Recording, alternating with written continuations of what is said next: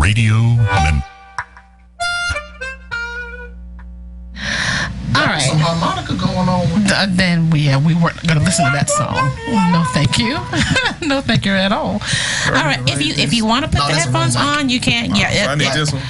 No, that one's gonna capture everything. Like if she We are so live right now. Whoop, whoop. Okay. We are very, very live. This is what we do. But yeah, that I can hear you perfectly fine. Okay, cool. Yes. Okay, so the song that you heard just a couple of seconds ago was called "No Good," which is just a jam, and it's featuring it's a Virghost song, but it's also featuring our guys from Hippie Soul. So hey, shout out to Hippie Soul, yay! Ooh, Lord, I'm just happy for them. That's all I'm gonna say.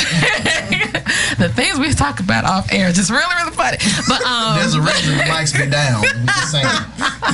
No, but for real, shout out to them seriously because they're doing an amazing job now, and they're working with my girl Kat from CLE events and everything. So I'm just really, really, I am for real proud of them because they have really, really, really progressed. I love it. All right, so in the studio with us right now is an amazing hip-hop artist and an extremely awesome spoken word artist as well. Yes, we're gonna talk about all that kind of stuff because all I'm saying, both of us gonna tell about our experiences the first time seeing you. Well, I'm just saying. So here's what's up. But his name, everybody, is Virghost. He's in the house right now. Woo! Yeah. And I'm happy to be here. Yeah, it's good to see you. I know, right? It is so good to see you. It really, really is. It's good to see y'all. The first, I will tell you. See, I don't think I've ever told you this before. The first time, it's totally harmless. Okay, so the first time, the first time I ever officially went to a hip hop show. Was a few years ago. It was back when Juicy Gems was around. Yeah, we did a lot of our shows out there. And before, let me see, flashback before that. I grew up listening to hip hop. I remember like when the first songs came out. Basically, right. I remember sitting in front of my mama's stereo, listening to Rapper's Delight for the first time, and I'm thinking like, why they talking? So I remember this kind of stuff. Right. So that's the hip hop that I'm used to, and I'm used to the progression, through the 80s and the 90s and all that stuff. Yeah, I'm old and y'all. So with that being the case, I really truly do love hip hop. And then it got to a point that there was a change for me, and like it all just started sounding just alike, and it was sounding the same, and it just really was something I just really just could not connect with. So I stopped listening to hip hop altogether. If it wasn't something I was listening to back in the 80s and 90s or whatever, and like early 2000s, some early 2000 stuff, I wouldn't listen to it. So in Memphis, I started going to different events and stuff. That was like when I first started actually getting out and doing stuff, because I didn't know anybody. Went to an event. Now I met Knowledge Nick at a wasn't an open mic thing. It was like a songwriter type of thing at a coffee shop. And he said, "Well, I got this show to coming on tonight, so I want you to come. It's gonna be at Juicy Gems or whatever." I said, "Okay, well, sure." So I said, "Okay, I'm about to go to my very first rap show." And I remember walking up, I was like, "What in the world am I here?" Because this ain't even my scene. So I get up in there and I see all these folks doing their thing, whatever. And I said, "Okay." And I remember seeing you, and I saw you with the squad, everything. And I was like, "Oh, look at all the people, just all the little group, little squad of folks." It was just cool. But I remember that was my first time officially ever just really just actually listening to Memphis hip hop. Mempop, however we want to term it. That was my first time, because you guys showed me that there was something other than the stuff that was on the radio. That there was more to just folks talking about just money, cars, and strippers on the pole and all that stuff. And a lot of people don't know that. They don't know it's like a whole other side of Memphis rap. Until you actually. I think people here know, but they don't shine. It's not a light shine on, or it's not like a one person that actually broke through to represent that. Because we know about the the like 3 6 Mafia. And I love 3 6 Mafia. Yes. I love Yo Gotti. Even Dolph. I like Young Dolph music, but we know about that side because they are on the level they're in. So people outside of Memphis know. I mean, like if I didn't live in Memphis, well, I don't live in Memphis now, but if I was like a person outside of Memphis and I saw Dolph, 3 6, Yo Gotti, that's probably what my mind is telling me. That's what rap in Memphis is about. You know, but if you don't have nobody that's showcasing or the face of the other side of it, then you don't know. You know, you just don't know. Exactly. That night I heard you and I heard Nick do his thing. I saw CBR perform for the very first time. I'd never seen that. That was a spectacle. On tables. He was on tables, and I was like, the baby gonna fall. He gonna break something. He was and changing costumes, turning the lights off and everything. All kinds of crazy stuff. I seen the Joker like jump off a ladder, into a half split, and then pop back up. And I'm like, that sound like CPR. It was crazy, but that's the kind of stuff that I saw that night, and that literally was what sparked me to actually open my. That's one of the things between you guys and between like Jason the Hater, who was that between Jason the Hater and hearing IMC and all those guys, all of this combined, that's what officially opened my ears to just really allow me to just actually start to have an affinity and just a love for hip hop all over again. So for that, I thank you. So thank you for that. Paying attention to it, you know, you like. I mean, it's weird. Like Memphis is special because.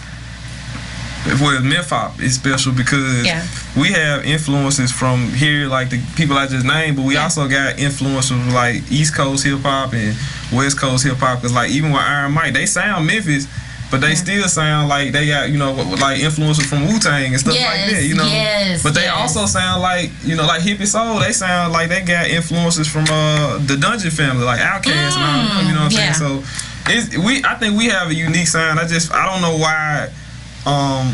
Nobody's really paying attention. Like I said, maybe just because we don't have a face for that particular style of music here in Memphis. But I think once one of us break through, then people will start noticing like, oh, y'all got this too, and y'all got this person like Hippie Soul, and then you got, like you said, Nick and you got Type T and Omega Forte and all these people like and Pro and all, like it's so many, man. Like if somebody just break through, I think it's gonna be a rap. I think we have the most, as far as Memphis has the most talent in the unique mix, like of all these influences plus Memphis. And Memphis is a music city, you know. Thank you. So I mean, it's just we just need somebody to break through, and I hope that's me. You know, I'm trying to strive into where I'm that person. But you know, even though I'm in Nashville, I still rep Memphis. You know, you do. You know? It's like if you didn't tell us that you lived in Nashville, I promise I would have thought you were still here. A lot of people think I'm still here. I mean, you know, I love both cities. I have a respect for both cities. They're totally different. Yeah. You know, I love Nashville, but like I was telling my lady yesterday, it's like refreshing to get around black people in Memphis. You know, because we not. You know, I'm serious. I don't mean that in a disrespectful way. I do want to hear the difference because I'm not from. I don't know about Nashville. I just visit. I don't know. Memphis. I mean, Nashville is diverse. It's like a lot of people from a lot of different places there. But Memphis, like I said, I just miss being around my people when I come here. Like it's beautiful actually, but Nashville is cool too. It's like you meet a lot of people like that are not from here, not even from this country actually. You know, I know even where the job I work on is like people from China, people from Brazil, you know, everywhere. You know, you just meet a lot of different people, and I didn't experience that while I was living here in Memphis. You know? Wow. So. Okay. Shout out to the chat room, Ernest Wells. Hi, Ernest, whoever you are. Hello. He's saying good evening. He loves Memphis radio. Well, thank you for coming in and chatting with us. So let me, because I don't know a lot about you, because I know that you've been at the station before. I think you were interviewed by DJ Bay when he was here. Yeah. So, but I haven't talked to you, so I don't know a lot. What you got? What you got, Gerald Morgan? He has like a question just burning in him. What is it? Not a question? My first experience with him. Oh, go ahead, Gerald Morgan. Go ahead, Gerald. I'm gonna show him something. I'll shoot. Okay. Oh man, I do remember that. That was this was Clarissa show, right? This is Urban Thought show. That was Urban Thought show. Was that in Raleigh? Yes, it was. Yeah, I remember performing. This was the. Which one was that?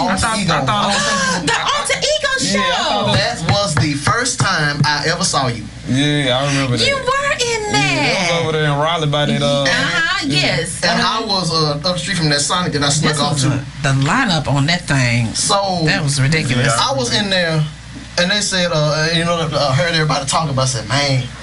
So what you hear Virghost though? I said, yeah. I heard just about everybody but you. Mm-hmm. Yeah. So I forgot when you went on. I think it was towards the middle, and all I remember is when he stepped out in the middle, the room was this quiet. Wow. And he began to spit. He did a spoken word piece because Alter Egos, everybody was doing looking at everything. Yes. Yeah, you had to do two different things. Yeah. So he did a little. He did I can't call it a little spoken word piece. This nigga did a piece that made me like, why the hell am I still doing poetry? And then the bars commenced after that. Ooh, yeah. Mm-hmm. And that's all I got to say. I was an instant fan. Oh, wow. That's awesome. It's like, it's rare for me to become a fan of somebody as soon as they open their mouth. Yeah. Wow. I got to listen for a minute. I was like, yeah. Well, it's interesting y'all say that because both of y'all, I was talking to somebody about that the other day.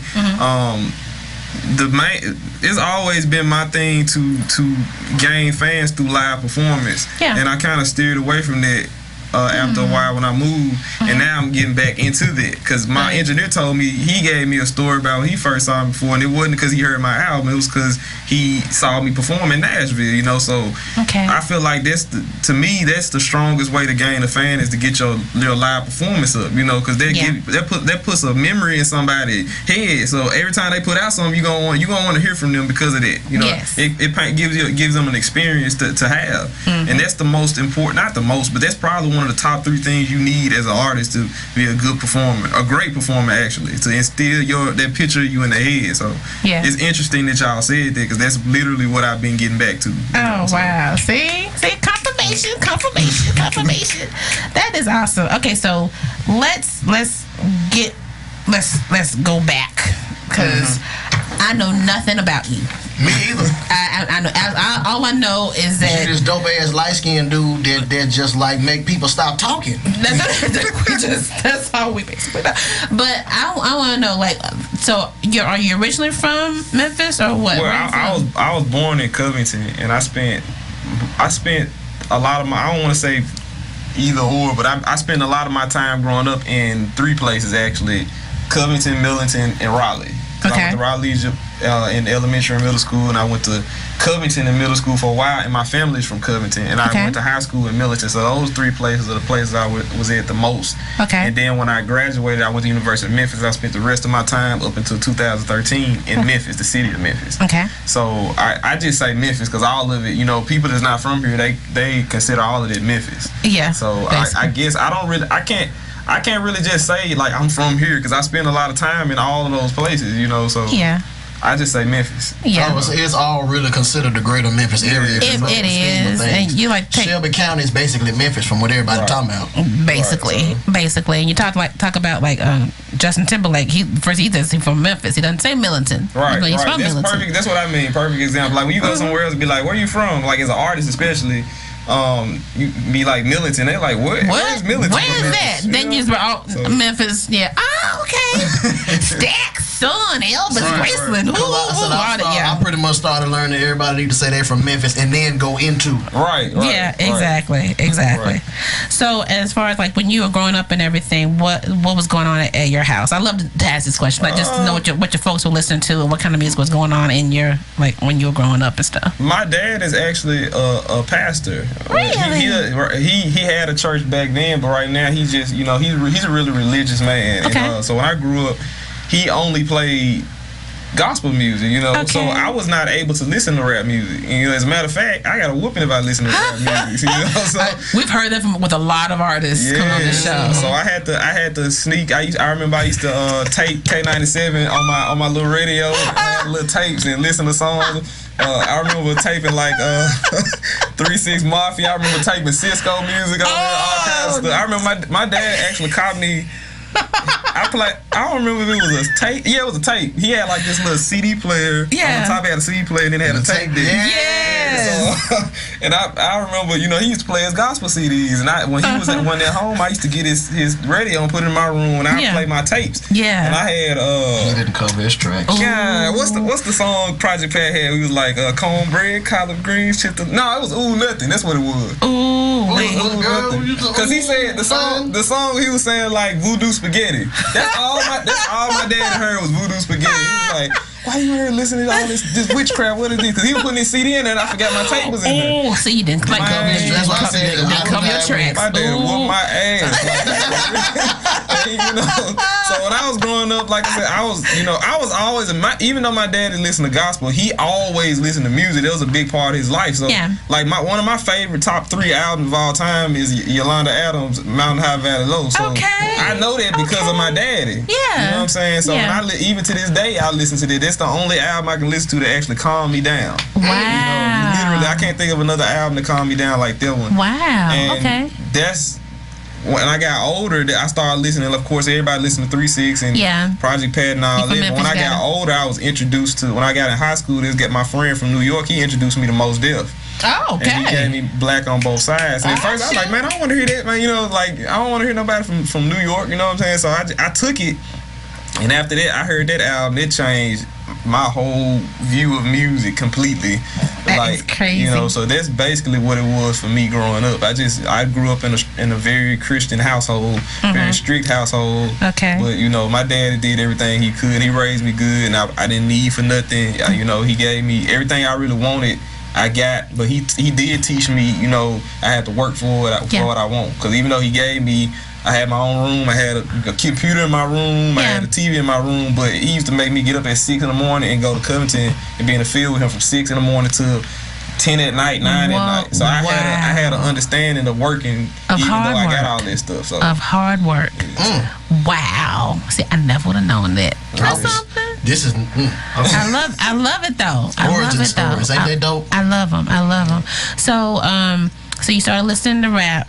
When you were sneaking, trying to listen to it from other kids, and then I snuck at home and listened to it. You know. So what came first for you? Did the love of rap or the love of poetry? What happened for you as far as that got you on the road to what you're doing now? I think the love of music came first, just because, like I said, even me sneaking doing it, that was a testament of how much I like music. I was willing to risk getting my butt whooped to listen to music. Like, even though my dad didn't want me, I want to hear some music. So that kind of came first. And then when I got in high school, you know, you start kind of, when you get in high school, you start kind of like trying to figure out who you are a little bit and what the world is, and you're in high school. So, you know, it was a lot of things that I felt that I don't really want to mention. I just felt a lot of things at that time, and I started writing poetry about it. A lot of stuff dealing with me and my mama's relationship, so I started writing poetry. And the first album is weird because I know a lot of my engineer got clowned me for this, because, you know, most people that like Jay-Z, they be like, oh, you know, Blueprint or Reasonable Doubt. Yeah. The thing that made me even start writing poetry was when I heard Black Album. That's when I became a fan of Jay-Z, even though that was supposed to be his retirement album. That's when I learned how to, you know, I started writing to that December 4th beat. I was writing poetry to the December 4th beat, and I was too scared to rap. So I used to write my little bars, but I used to call it poetry because I wasn't finna rap it. So I used to have like these notebooks. I had like 8 notebooks full of poetry. You know, I just used to write poetry to that, and that's when the poetry part came. And I know it's weird, but Lil White album, Doubt Me Now, I used to write my verses to that. Really? Oh, wow. So I wrote my poetry. I had these books, and I wrote poetry from then. That was probably when I was in like 9th grade, I think. From 9th grade all the way up until 2009 when I became a spoken word artist. During that middle time, I was writing a lot of poetry. I wrote hundreds of poems. So. Wow. Okay. So when did you start moving from writing your poetry into actually reciting it and being a spoken word artist? In 2009, I mean, not 2009, 2008.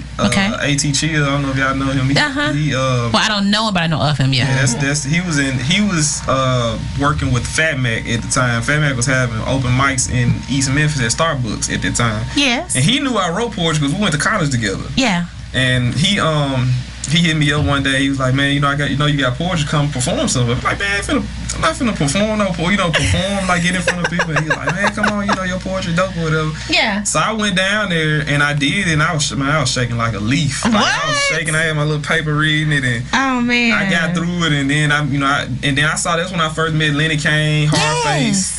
Oh wow! Okay. And it was weird because I didn't, I was a big fan of Def Poetry. Yeah. So when I came there, was like I didn't even know they had nothing like that in Memphis. So I was there, I was just like my eyes was wide, like wow. And after I got through, I remember Fat Mac was like, my lyrics was dope.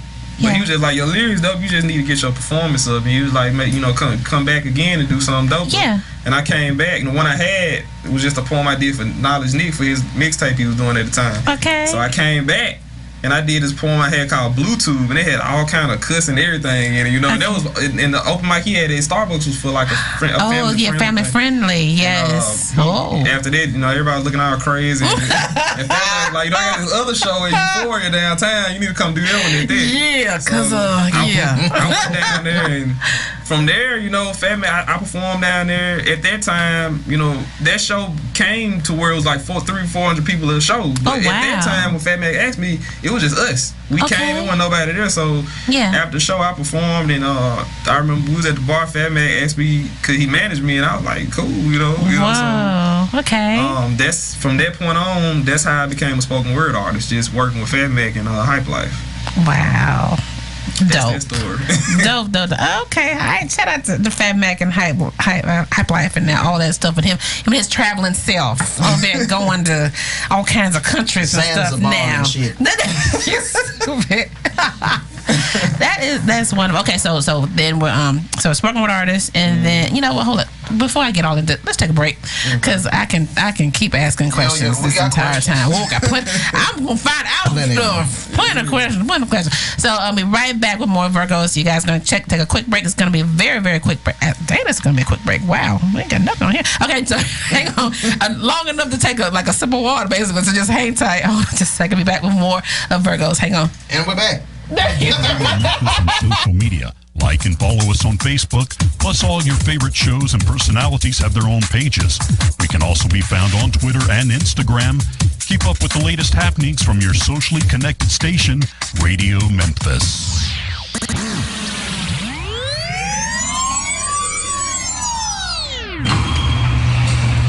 Joel, what the hell is all that? Test run, Project Test Run. This is Mission Control, come in. Copy that, Mission Control. This is Project Test Run. It appears that we have found what you're looking for. I repeat, we have found what you are looking for. Copy that.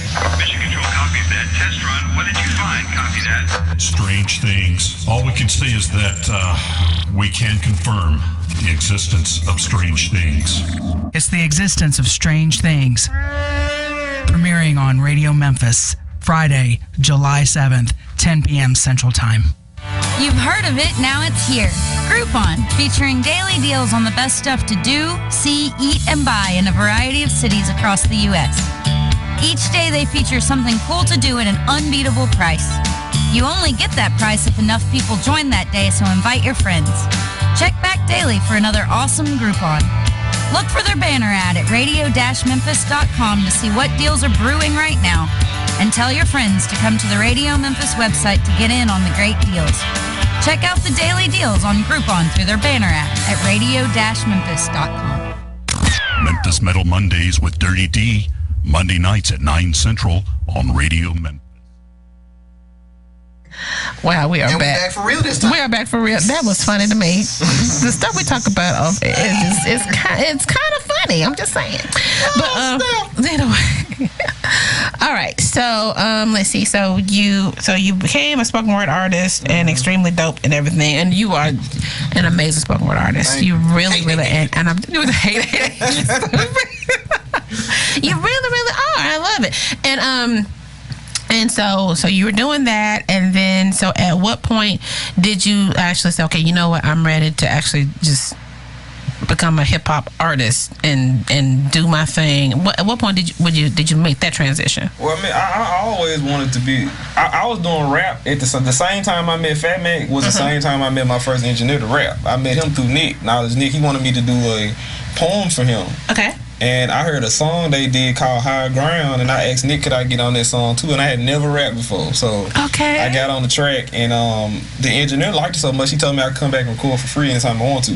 So I didn't like it. I can listen to it now, and I'm like, man, I was whack as hell on that first. But I did that, and he let me come back, and that's when I started recording. I was already recording hip hop at the same time I was recording my I was already recording rap the same time I started performing spoken word at the same time. Okay. It was just two different things. Like it was Fat Mac and my engineer Brandon Page. Okay. But I was more known for spoken word because at that time the kind of rap I did there was really not a scene for it here in Memphis. So I focused more on the spoken word, and through the spoken word that's how I opened up ears to listen to my rap music. Okay. So I was always doing both of them at the same time. So. I didn't get serious. Now, at that time, like I said, poetry was my focal. Yeah. I didn't get serious. Rap didn't become my focal until 2010. Well, I personally started making it my focal 2010. Okay. I was working on a project called Still Literate, a mixtape. Okay. And at that time, I was telling people I rap, and they was kind of laughing at me, like, because everybody, at that time, everybody saw me as a poet. That was it, a spoken word artist, even though I did rap. Yeah. And I was trying to make people see me seriously in rap. Okay. And after I put the CD out, I literally went around town giving the CD to people. It was like people was taking it, but they wasn't listening to it. And the only person that actually really took me serious was Fathom 9. And I told him to listen to it, and I told him I was kind of discouraged because I'm like, people not taking me serious, and I know I can rap good. It's just people that seen me as a poet so long. Yeah. And he was just telling me like, man, basically bump what they think. If you feel like you a rapper, rap. You are what you say you are. And just he liked the project. He said the project was very dope. So I knew him and how dope he was, and that made me feel good to know that he liked my project. So that gave me the inspiration or motivation to keep doing it. And at that point, that's when I started really, really pushing my rap. And even then, the next year, people still did not see me serious. Okay. So I came out with the Invisible Man EP, and that's what the title was talking about, Invisible Man. I felt like I'm doing this, but don't nobody see me. Oh, wow. And so it wasn't until I put out my first album, Mid-Fiasco, people started taking me serious. Like, I put that out, and that's when everybody started looking at me. So at that point, the people who started paying attention to me then didn't even know I was a poet. They just saw me as a rapper. So I flipped it completely to where, even now, a lot of people don't know that I did spoken word. They just see me as, they found out about me during the K97 contest and all this. Yeah. They don't know that I did spoken word before that at all. So that's when it flipped, basically. Oh, wow. So. And it's so good to hear I love to hear these Fathom 9 stories that just pop up every once in a while. And the cool thing is that you're not the first person who said that, that he had encouraged someone who was on the verge of saying, I can't do this. He's like, no, you need to forget what, and I've heard him say, forget what other people have told you. You do you. Yes, literally what he told me, because I was gonna quit doing the rap. I was like, it wasn't just you. He's helped a lot of people. He helped a lot of folks like that. Between y'all. Oh, really, Gerald? Yeah. I didn't know that. I'm almost choked up. Yeah. For those of you who don't know, Fathom 9, Avenging Wind, the different names he's had over the years because he's in all of our hearts. A dear friend of ours who passed away a couple of years ago. So amazing, awesome spoken word artist, musician. The soul man of Memphis. Just hip hop and just. Oh, whenever I see somebody have the nerve to take two microphones and speak like that, I'm like, how dare you? And you know what's so funny about Fathom? And I don't know, some people know this. I know my woman knows it because she was a good friend of Fathom as well before we met each other. But a lot of people don't know, even me and Fathom were like frenemies too, but it was like, what? He inspired me, and then me and him, like, Fathom is a really competitive MC. People that don't know him, and I'm literally the same way. So there was a point where me and Fathom was going at each other. Like, you know, even on his last album, it's funny, I didn't know his last album till he passed away. I was listening to his album on the way home from his funeral. Yeah. And he got the last word on me. He said, he said, I know some squad niggas, and I was like, wow. I was like, oh, this man got the last word. But it was always respect with me and Fathom. No, it never was nothing personal or nothing like that. It was just like that's the. If you know him, you know that's the type of person he is, especially as a rapper. And at that time, you know, my head was like this big as a rapper. So, you know, it was good going back and forth. I've heard. So, like, he had one song, it was not about us. Excuse me. It wasn't about us. Yeah. But he had a song where he was like, you ain't hard, fuck your squad. Like, I don't know if y'all heard it. Yes. Yes. I heard that. And we thought, like, I thought originally, I'm like, man, talking about us. Like, what's going on? You know, I came to the release show, you know, it was at Escape, and I was like front row. Like, he was like, you ain't hard, fuck your squad. I'm like, everybody around me just said, and so, you know, oh my god, you know, it was like a lot of it. But me and him actually had to talk about that at Juicy Jim. Okay. He was just like, you know, Ghost. He was like, you know, because at that time he did the song. He did some song. You know, I had my necklace on and stuff. He was like touching on my necklace and all that. And everybody was like, ooh, you know. So after the show, he did that song, and all his, you know, people that was with him was kind of like chanting. He didn't mean it as that. Yeah. But I felt like his crew meant it as that. Like, okay. So me and him actually had to talk about it. Okay. And he was like, Ghost, man, you know, I made that song years ago and all of that. And Jason had already told me he had made it years ago. But I was like, man, I just feel like the people around you don't mean it that way, but they are meaning it that way. But it was all cool. He actually performed in my show at Sky Grill like a month later, and you know, he supported me heavily in the K97 contest that I had. And you know, it was just like I felt really, really, really bad. I had to leave work today. Jason called me and told me, because you know, Jason joked a lot, so when he called me, I was like, I thought he was joking. I didn't know he was serious. So that really affected me a lot, because I tell people all the time, I didn't really get to tell Fathom how much that he was the reason I took rap serious. You know what I'm saying? So that really hurt me a lot that I didn't get to tell him that, you know.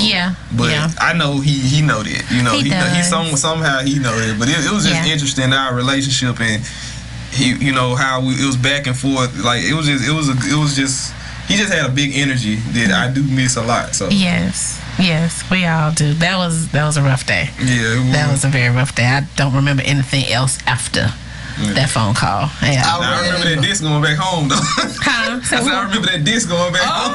Oh, he got you. Yeah, he did. He's supposed to though. He's supposed to. He the OG. He's supposed to. I wasn't on Facebook at the time, so I almost didn't know. Yeah. But I ran into a poet. I forgot which one it was. Mm-hmm. He told me at Kroger. I was on my way into Kroger. Yeah. I went home. Wow, just made a U-turn. I was like, if I go in this store, because sometimes I don't make a list, and I know exactly what I want. Like, I can't think. I'm going back to the house. Yeah. Yeah, that was a day a lot of us just lost that day. You can look at them like it seems like people like that don't die. Straight up, they don't die. And that's true. And it's like you have to. And he's still petty because this damn wind. Like, every time the wind blow hard, I laugh to myself a little bit. Nobody knows why. That's why. That's why. Oh wow. Still taking vengeance out on us one by one. Very special. Okay, so we've been talking for a minute. Mm-hmm. I've been waiting on that. And I know we got to get back because I got a whole lot of other stuff we got to find out. But so you have sent us. We've got some tracks of yours that I really want the folks to be able to hear some stuff. So what would you like to do, sir? This is your show. It's your word. You tell me what you want to do. What you want to do. That means I got to point this out. What? Did you notice that? I did. Just make sure. I did. I noticed that too. I saw that. I thought that was cute. So what you want to do first? What I do? You looked over there first. That's my manager, man. I know. Like, did you notice that? So people, if you don't know he's looking at. I noticed that. I saw that too. I was gonna say something. She's not gonna come here so I'm gonna act like her. Oh, that was special to me. That was special. Somebody over there. You so stupid. All right, so we got 90s mix AV this theme. We can do the 90s kind of long, but I can do it though. We can do I need some earphones. I need some so I can hear the beat. Oh, put that in your head, sir. You got that. The monitor's going to be coming out for us too. Okay. You got that. I'm excited. Okay. All right. Is this the microphone I need to speak in? Yes, that is it. I can hear you just as clear. If you remember to push the hair back and the headphones actually touch your ears. Can you? Let me know if I need to turn it up for you. Okay, I got on the right side. I have no idea. They probably are. We just work with that. Yeah, that'll work. Because I think they were down at first. Can you hear us good? Yeah, I can hear. Well, yeah, I can hear you. Cool. Act like I'm in the studio. Yeah, there you go. Basically. I hope I ain't get too loud. Y'all know my voice get loud. No, I'm adjusting all that over here, so you straight. I'm good. I can sit right. It's actually better to rap when I can rap better when I'm sitting. I don't know why. Really? Sometimes I practice like that. I'm like, oh, this is like I wish I could actually be in a show and I could sit down and rap, but you can't do that. So. Well, you may be able to, one song. Slick through one song where you're sitting. Being all introspective and stuff. Like, ooh, so he's so deep. Ooh, Virgo's so deep. Well, this ain't deep. This just rapping right here. Right, we're gonna rap it, right? Well, I guess it is kind of deep, Oh, but I know what it is deep. The song he dedicated to his. I'm doing that too. Yeah, I want to rap it. This is why I ain't listen to nothing. Because as soon as I found it way back, I was gonna tell you that. I was like, Gerald needs to listen to this whole. But I figured, see, Gerald is the one he won't listen to a guest before they come in because he wants to give his genuine first impression on stuff. Well, I got CDs for y'all anyway, so you don't have to listen to it. I just shrieked on the inside. It was very feminine. Yeah. I'm sorry. All right, so this is 90s mix with Virghost, our featured artist here tonight on the Radio Memphis Live Music Hour. So here we go. Mic check. Can I hear myself? Mic check. Can you hear yourself? Yeah, you got it? Okay, turn me up. Never been a nigga this far from his element. A halo over what I say, so my flow is heaven sent. From the skies, the angels prophesized, and I'm telling it. Even in hell, my flow is cold. Call it hella sick, far as this rap go. I said I would never spit the game. It's too backwards, it's just a waste of my intelligence. But I'm on it now. I'm replacing these irrelevant rappers with tired flows, and I'm just rapping for the hell of it. The rapper side show is hellish shit. Spitting devilment, but I ain't telling it. Just let you go to jail with it. Behind these bars, I bring benevolence, incarcerating myself in this prison of visions for betterment. This is my testament. See how the Lord holds me high. Now I'm spelling it. C-O-V-I. Fearless. Niggas know I bring the realness when I speak. A lyrical assassin. I be killing that beat. Now rest in peace. Can we turn the beat up just a little bit more? And it's just a warm. I just do this to warm myself up. That's why I want to start with it though. Yeah. I don't know if y'all like 90s music or not, but. Oh, there's a reason my mic is down. Yeah, I mic it down. I'm just talking loud. They can hear me. Yeah, that's cool. I think I get it.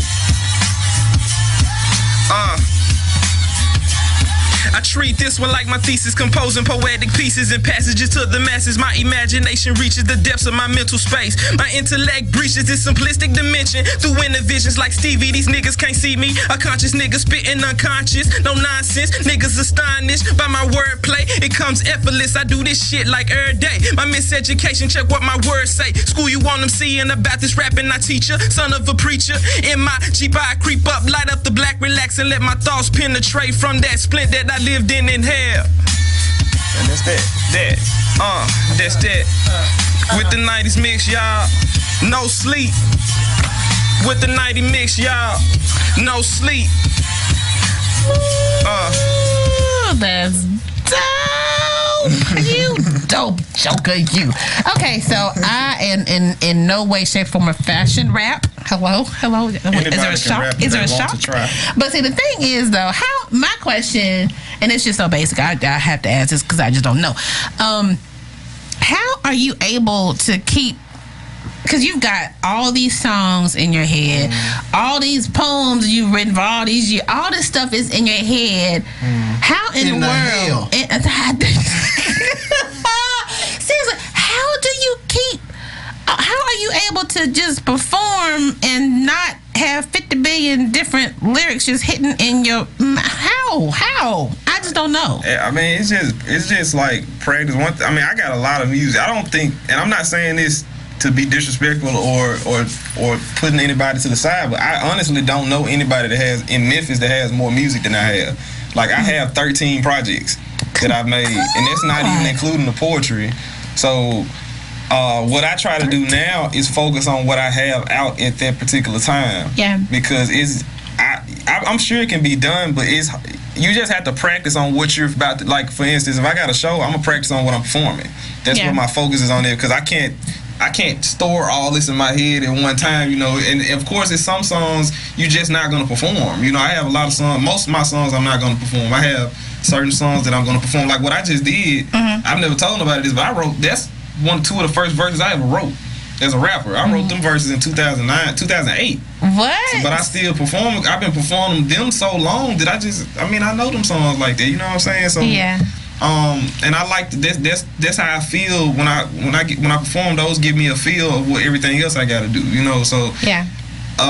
It just comes with just memorizing it and doing and performing it a lot. You know, because I've got on stage and I forgot lyrics. I've gotten on stage where I couldn't remember my song and stuff because but I don't know. Like I just focus on the songs that I need to focus on at that time. Because of course I'm not performing stuff from my other albums. Like I perform this because I like performing it, but I don't perform stuff from my previous albums unless somebody asks me to. You know. Yeah. So I guess that's with the poetry though. The poetry is just you perform. I mean, it's performance, so you gonna remember. It's like muscle memory. So I mean, you perform it enough, you gonna remember the poems. You know. Yeah. But I have way more raps than poems though. So. Oh my gosh! And you had books and books of poems. So. But the poems, I didn't memorize all the poems though. I just wrote them.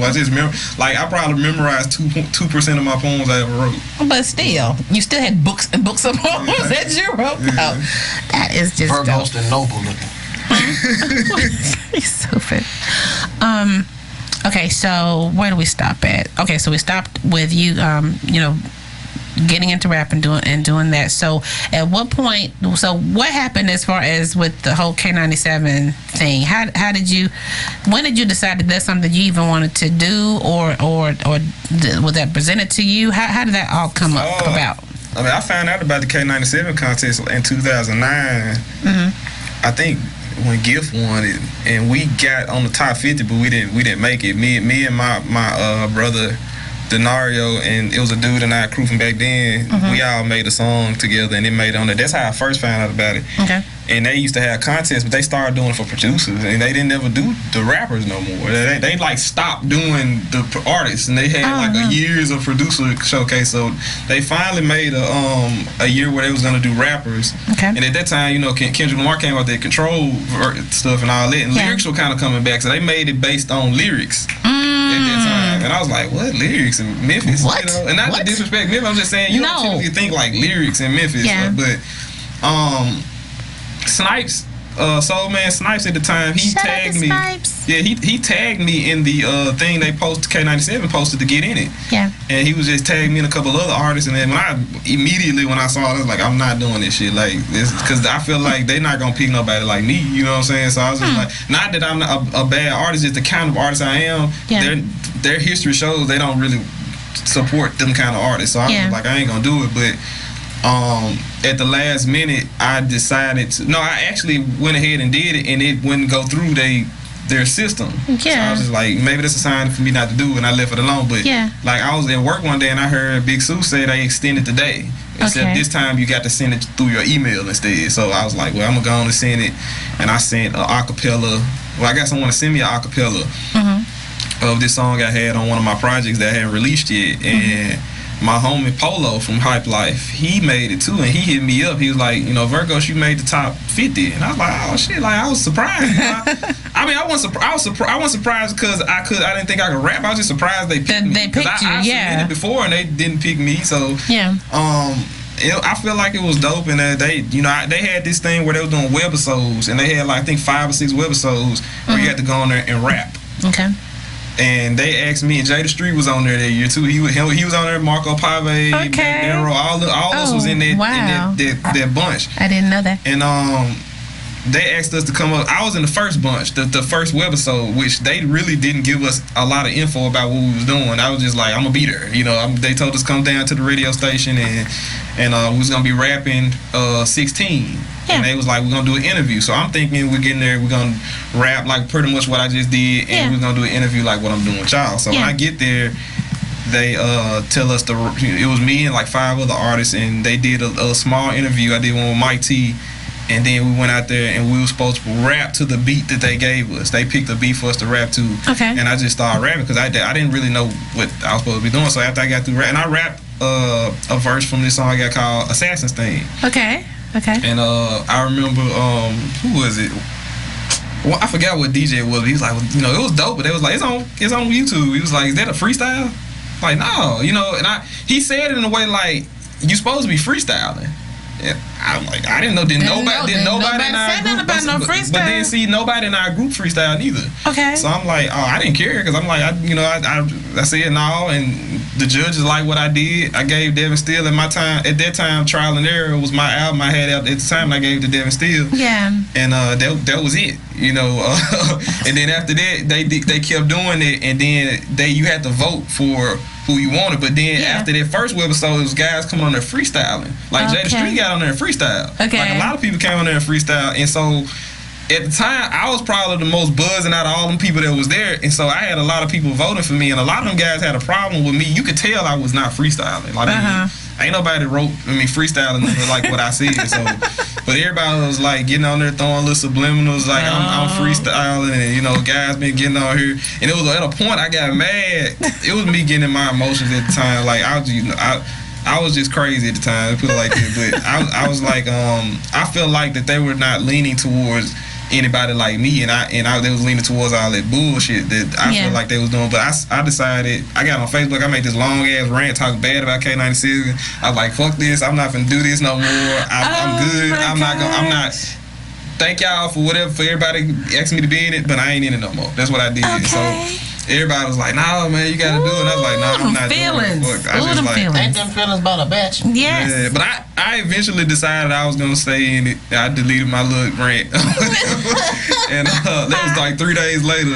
Oh, wow. But after that, my team and everybody, I was at work one day, and they were doing the top 10 of who, the number 1 person won, and they did all the rest of the people who came in the places after that. Yeah. And I remember, I don't know if y'all know Asia, that she works at the radio station. She works. Asia Raison. The ever clever Asia Raison. I remember telling her, I was like, I don't think I'm gonna win. And she was like, you ever heard of the law of attraction? And I was like, at the time, I didn't know what the hell she was talking about. Asia. Oh, that's Asia. She's so deep and dope. But I didn't know what she was talking about. But I told her I didn't think I was gonna win. Yeah.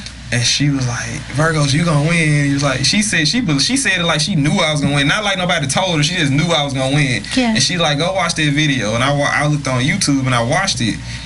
And I felt literally from that point, I feel like I'm gonna win this. Ain't nobody gonna win this but me. Straight up. Like nobody is gonna win. And it wasn't just me. I had people voting for me. My whole team, the squad, everybody was voting for me, and everybody was pulling for me at that time. Cause at that time, people were not only pulling for me just because it was me, they were pulling because I'm a lyricist. Yes. And they wanted to see a lyricist in Memphis shine that don't do the typical Memphis rap. Yeah. So I was at work one day. I was nervous as hell, man. Devin still said he was gonna announce it at like 11 or 12, and he got on there acting like he was gonna announce it and didn't announce it. So I was nervous, and I was like, man. And then the dudes at work was messing with me. They're like, oh, you lost, bro. You ain't gonna win.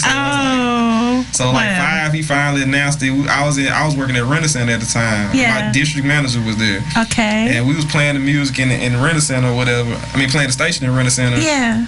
He was naming all the people. I forgot who I was in the place, but he was naming the people, and he got to my name. He said, Virghost. I ran all through that.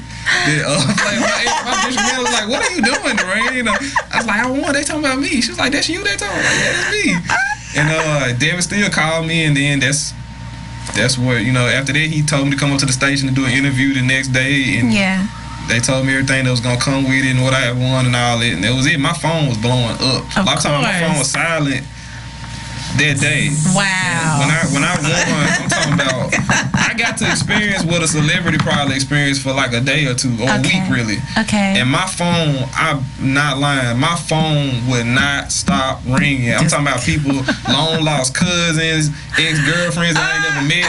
Like, wait. I'm talking about like everybody. You're not finna dance past that shit. Hold on, wait, no. Say it again. You gotta say it again. I'm sorry. Baby, that was funny to me. Say it again. I'm just saying. Ex-girlfriend, say it. I ain't never met. That was funny to me. You crazy. That's funny. I'm serious. It was like, oh my God. What I'm trying to say, it was that people. It was out people, the woodwork. Yeah, everybody. And they used to make me mad then, but I know that's just the nature of how things are. But everybody was my friend. Everybody wanted to do an interview with me. Yeah. Everybody wanted me performing their show. Everybody wanted to hook for me. It was crazy. It was like literally, I posted a song the week before that, and I could not get a person to push play. Wow. Till the next week. Everybody, like it was crazy, and it made me mad though. Like I know, like now it won't make me mad because I know this just the nature of the business. It is. But I was mad. I'm like, what the hell was y'all with last week when I was trying to get y'all to listen to my music? You know what I'm saying? I'm on the come up and y'all love me now. This is scary as hell. That is just too funny. No, it's scary as hell how much stuff that has come out of my mouth is also coming out of his the exact same way. Wow. This is terrifying as hell. Isn't that something? Wow. But it's just like you can't. What I do want to say about that, you can't be like that though. Yeah. That's one thing that did hurt me at that time. You can't be like that because even with me, it's somebody right now that's dope as hell. I'm not paying attention to them, not because out of malice or being mean or nasty. Yeah. I'm just not. There's nothing drawing me to you. You see what I'm saying? Yeah. So I can't be mad at somebody who didn't listen to me last week, but now they listen to me this week because Devin still told them to. Because now you have a focus or somebody vouching for you, so you can't get mad at these people right now. Ain't never heard of me before. Yeah. And if something happened to me tomorrow, they're gonna be on my music. I'm not gonna be mad. I'm gonna be glad about that now. But then I just didn't know. I didn't know any better. So. Wow. Oh, well, when we start to grow up and stuff. I ain't a dope. Seriously, but maturity does help with a lot of things. It really, really does. It really, really does. A lot of things that used to upset us and make us mad back in the day. You look back on that like, you know what? It really wasn't that big of a deal. And then you think about some of the stuff you're dealing with now. I'm like, shit, that shit was like a kernel of corn compared to a whole cob now. Yeah. Exactly. And that's something. I mean, you gotta take it as it is. I mean, people, it's never bad for people to start paying attention to you.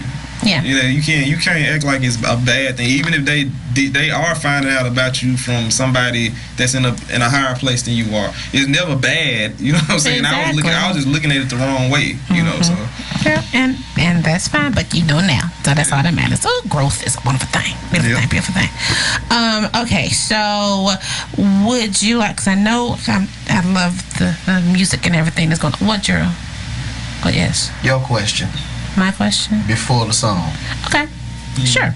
All right. So. Before, let me. Go ahead, Jerry. Please allow me. It's like we're sharing this. It's kind of scary. We've been doing this for a little over a year now, but we real cool. Like we tight to the point where if she says, Gerald, I think there's somebody in my house, I'm probably gonna drive over there in my drawers trying to figure out who's messing with Ton. You don't, because you don't mess with my folks. That's right. So. Anyway. So we become so in sync, it's frightening. So she has a question that she asked. That's my favorite question that she asked. Okay. And as of probably about 6 months now, maybe. If that long. I have a question that she likes, so I want her to ask her question before we go to your next song. Exactly. That's so. Which is so funny like that. Some days it's weird though. I'm like, it's like a Virgo and a Gemini. It's literally the left brain and the right brain of the whole thing. It's crazy. I said that last week, and I think that really makes sense. It really, really does. I'll say something, he will finish the statement. It's just crazy like that. Sometimes I'll be in the middle of thinking about something, and she finally realizes if she's saying something, I just start grinning or something like she said what I was thinking. Didn't even know it. See, it's weird, but. That's fine. That's how it is. We just in sync, Joe. We in sync. Okay. So you've been writing poetry and so now you're writing your rap lyrics and everything.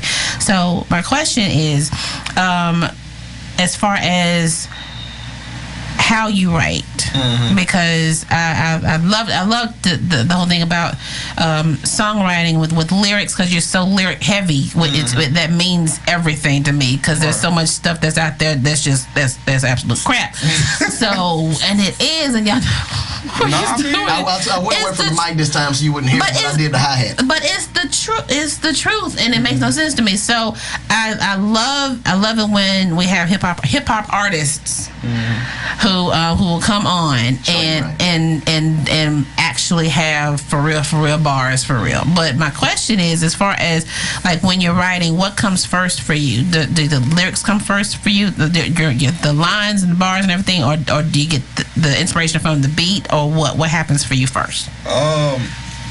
It's changed over the years. Like when I first started, it was just the lyrics first. It was like me writing the lyrics, and now it's more of like I get a beat, I hear a beat basically that I like. I go pick my beat, or a beat is given to me or something. I purchase the beat, and I come up with the flow first of it, like how I'm gonna rap. Like it might not be no words, but it's like I'm thinking of how literally I listen to the whole beat and I'll be mumbling a bunch of gibberish how I'm gonna rap.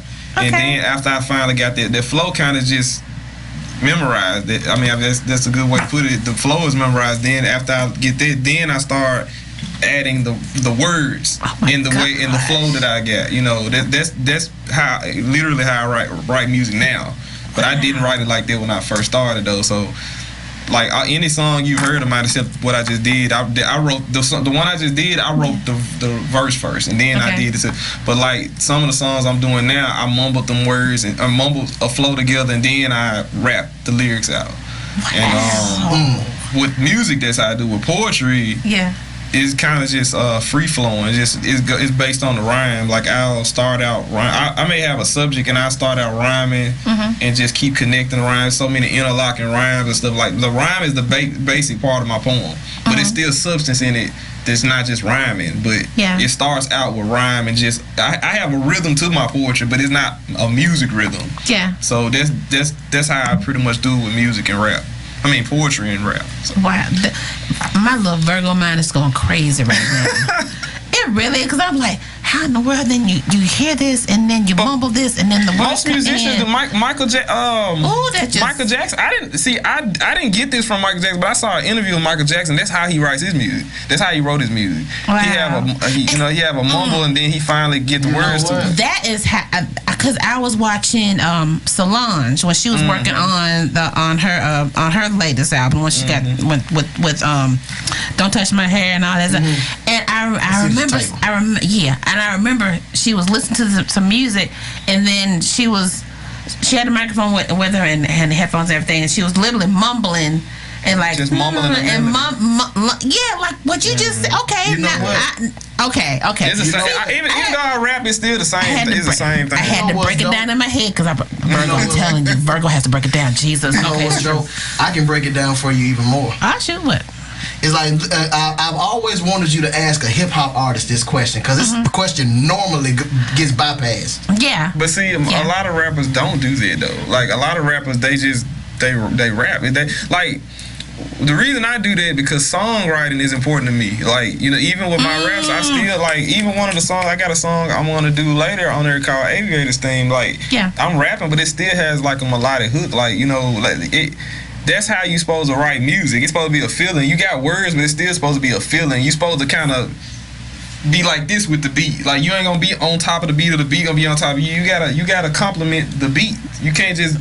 I mean, it gotta sound good together, you know. It gotta be a perfect marriage. So that's how I write my music, you know. Oh, that makes sense. When you tend to put a couple of things together, he literally, when he said about musicians, that's literally what he did, because that mumbling was the rhythm of what he was gonna say. Right. The mumbling was the syntax of how he was gonna say it, and then putting it all together, because that's the equivalent of a musician humming a melody.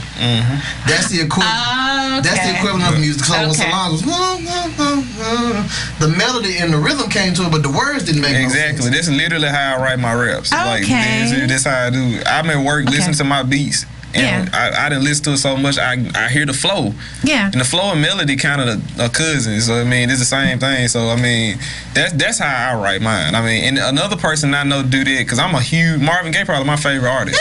Oh, I I was listening today. I promise you, I was listening to some between my Earth, Wind, and Fire playlist that I was listening to today. I was listening to some Marvin, some Tampa Terrell. Yes, I was listening to all that today. But if you listen to his on his deluxe editions on some of his albums, they have where he was just doing the demos, and the demos, that's what he's doing in the demo. He just mumbling and he does say some words in it, like where he just kind of freestyling, but that's the basis of what the original song is gonna sound like. Like with the land, and I have been loving YouTube so much when these demos come out, like Michael Jackson demos give me life. Michael Jackson demos, Marvin Gaye demos, and some of these other people with their demos, and it comes. Cause it's like a whole nother song. You know, I mean, it's the same song, but it's like the demo is another feeling than the other song. You know, so it make you feel like you were part of the process. Yeah. Especially when you hear him talk, even though you don't like hearing talking in songs. Especially him in the back. Okay, you want to start right here? Yeah. You want to do it like that? Yeah. Now that kind of stuff, I don't mind that. That's dialogue.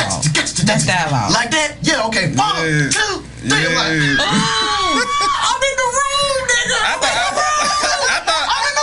I thought I was the only person that liked that kind of stuff, man. I love that, man. Cause like he said, it feel like you actually there, like you there with them. Cause we hear the finished product, it's polished, but that's like you in a jam session, like you get to hear it made, you know. So man, I liked it. Man, that shit was dope.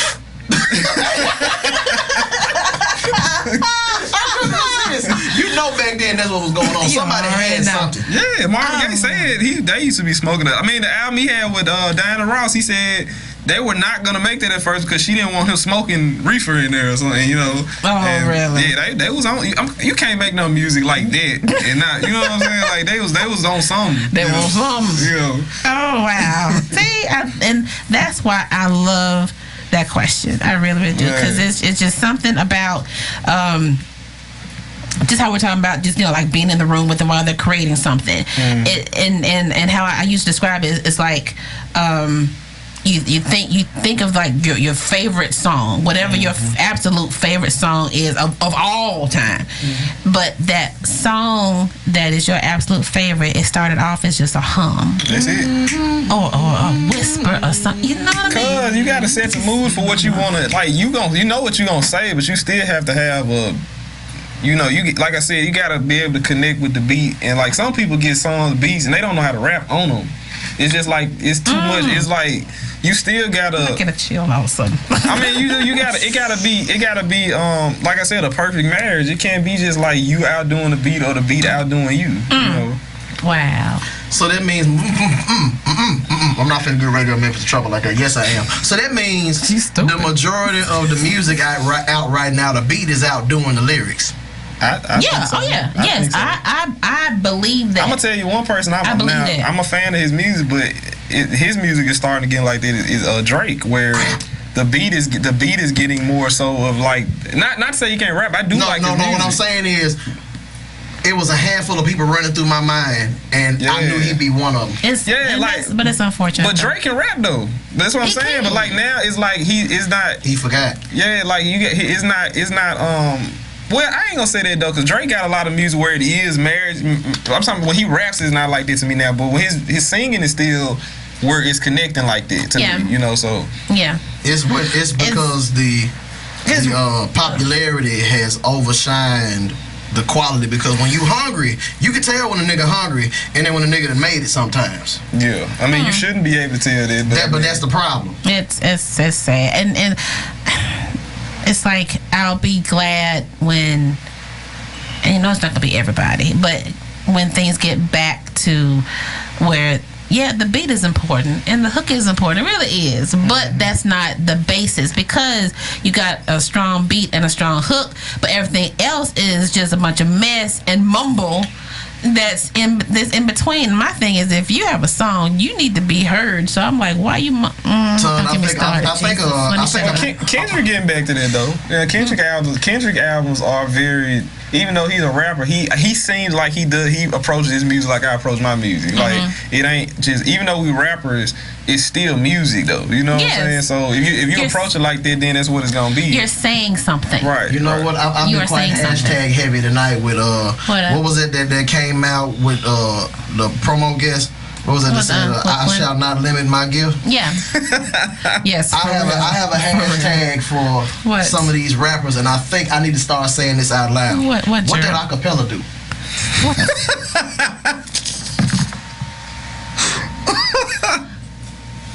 Okay, we're gonna go to a commercial break right quick because what did acapella do? You take away the beat. What did acapella do? That need to be a T-shirt. I can't take you right now, Joe Morgan. I can't take you. So but am I lying though? But you ain't lying though. But I need to take a break because my whole I'm about to lose it right now. Okay, so be right back with more Virghost here on the Radio Memphis Live Music Hour. Joe Morgan is crazy. I'm just saying. A musician have original music and would like to be considered for promotional play on Radio Memphis? Email your studio quality MP3s to music@pirateradiostudios.com. No links, no cloud service boxes, and no sucking. Your music played for promotion right here on Radio Memphis. Anyone can say they're the best, and it's not easy being the best. Get in and see why Wizards is the best. With spring, it's time to freshen up your home and get ready for summer and get rid of all those old smells with a brand new Woodwick candle. Get in and check out all the fragrances like Beachfront Cottage, Bergamot, and Basil. Clean Rain, Cool Linen, and countless others all on sale right now. Mention Radio Memphis and get an additional 20% off at checkout. 1999 Madison Avenue. Online at wizardsmemphis.com. Open every day. Wizards, because it's still smoking. Must be 18 or older to purchase smoking-related items. You can now learn guitar in a structured manner online and do it at your pace. From absolute beginners to advanced players, the New York City Guitar School can get you on the right path on guitar proficiency for less than $30 a month. Look for their banner ad at radio-memphis.com and get started today. And right now, there's even a free course called Guitar Hacks for Beginners you can take to see if this course is even right for you. Look at their ad at radio-memphis.com right now and get started. Finding a job is difficult as it is. Where to look, where to post your resume without breaking the bank. Everyone needs a new job at some point in their life, and we have the link for you. Get signed up now for free and get a job. Are you an employer looking to hire? Post your openings at job.com to get some new talent. Available in the U.S. and Canada only. Look for the job banner ad at radio-memphis.com now and get a job. There's nothing more special than having a dog in your home. If you're looking for a new addition to your loving home, take a look at Mid-South Greyhound. Yes, you can have a retired racing greyhound. They're one of the most remarkable breeds in the world. You can go to the kennel and let them pick you out. Look for the Mid-South Greyhound banner ad at radio-memphis.com and find out why they're called the 45-mile-an-hour couch potato. Mid-South Greyhound, the fastest pets you'll ever have. Radio Memphis Live Music Hour with Tundrea, Averill, and Edna, Thursdays at 8:30 Central on Radio Memphis. Okay, back on. Okay, hey. Ooh, what we talk about off air is Trip. We are back here live at the Radio Memphis y'all heard the Live last Music thing Hour. I said, though, when I meant that. Oh, my gosh. Y'all, Gerald Morgan. Yes. I just can't take you right now, Jesus. I can't take you. But anyway, just as long as you don't do that particular accent now, just don't do it. I don't have that one, but something messed me up. What? Doing Uber and Lyft. Oh. There was this dude that was talking to me. Oh, shoot. I'm not trying to offend anybody when I say this. Oh, Gerald. So I had this I think he was out from India. And he was in my car. Oh, Gerald. And somebody had almost sideswiped me. Okay. And then, we saw who it was and we saw the demographic of the person. Oh, then there was also somebody in front of me who was going slower than molasses trying to get back in the shit. Yeah. He said, I don't know what it is about these older people and these white people, but they trying to take over the whole damn road. And I was sitting there like... I said, you know what, sir? I can't disagree with you. I'm not trying to be racist or anything, but I'm just telling you there's something wrong with these people. I got her ass again.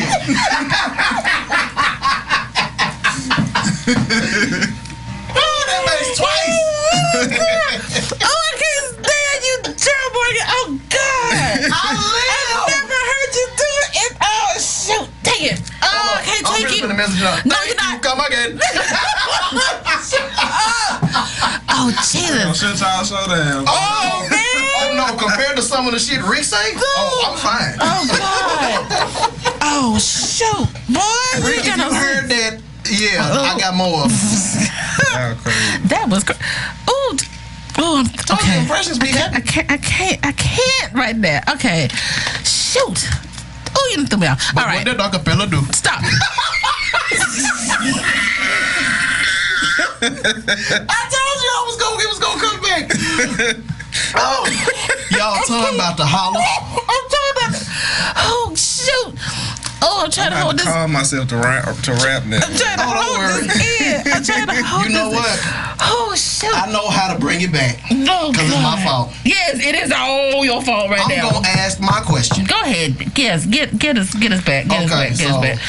Oh shoot! I apologize, everybody. I don't, but I'm just saying it because I feel like it's the right thing to say because I really don't give a shit. So, you know, back in the day when they would ask us, where do you see yourself 5 years from now? Where do you see yourself 10 years, so on, so.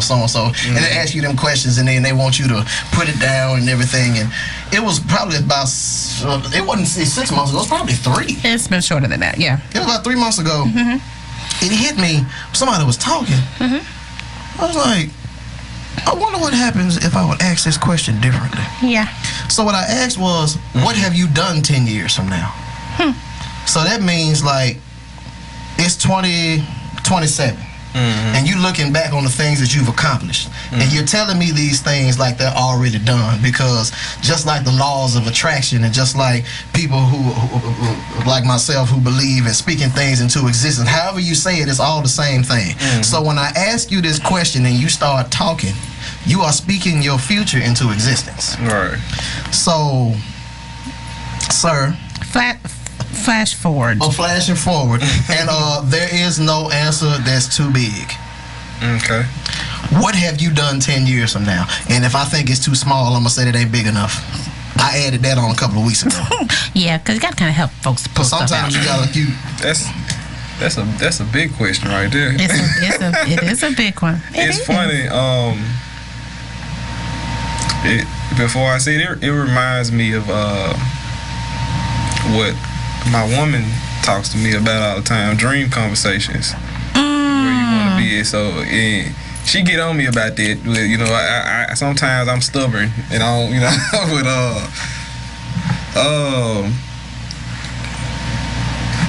I have I have toured the world performing my music. Yes. I have it's some stuff I don't want to say on the air, but I put it like this. Okay. The personal issues I have right now have been resolved. Okay. 5 years ago. Got you. No, 9 years ago. Oh, speak that. That's awesome.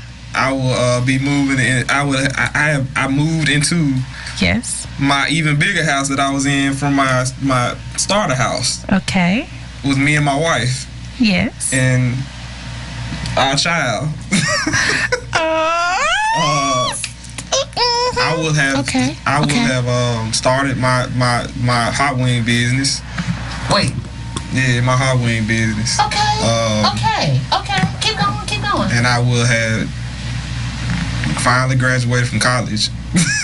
Just to say I finally got my degree. Yeah. And pay for it. I became wealthy, and I became able to take care of my family, not only my immediate family, but everybody outside of it and the people who have helped me. Wow. I became successful and good with multiple streams of income.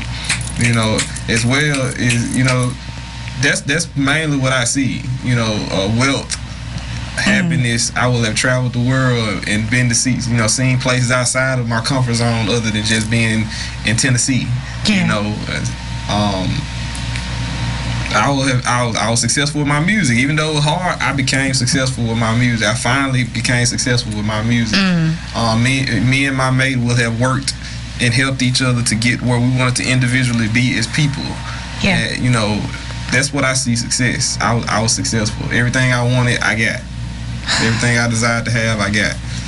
You know, it's funny. Cam Latenzi told me today. He said, "Shout out to Cam." Yeah, shout out to Cam. He said, one day you're gonna be receiving your Grammy, and I'm gonna say shout out to Cam on that front row. That's what I see, something like that. And we weren't joking when we say we're not joking when we say things like that. I believed it. I believed it. I'm still young, man. I'm still young. I can do everything I want to do, and I believe that's gonna happen. And I know that's gonna happen because I've been through too much. I've been through too much to not succeed. I know what it takes to succeed now. Yeah. So that's what I see. Wealth, success, happiness, travel, and a comfortable place to live. Multiple places to live. Come on now. Come through with that there. Oh, that's awesome. That's what I see. Oh, that's an awesome list. Something spiritual has just happened just now. Yeah, it really did. Because I have one question for you. Mm-hmm. Why did this just set up what you're getting ready to perform? I don't know. What am I performing? I don't know. But it's like whatever you getting ready to do, it's been set up. And I don't know what you're getting ready to perform, but I just know it's been set up. It don't even matter. I don't know either. Well, a lot of that has to do with I would say I connect. A lot of that has to do with my mate. I don't. One thing I'm not ashamed of is talking about the woman in my life, man. Like I don't care if I'm an artist. A lot of people may say, you an artist, you're not, but like I'm going, like that's a big part of my music and what I do. You know what I'm saying? So, and that's what that song is about, me meeting her. So I would say that, because like I just said at the beginning, when she always talk about it. What you just asked me, she asked me the same thing all the time. You know what I'm saying? So maybe that's how I set it up. That was.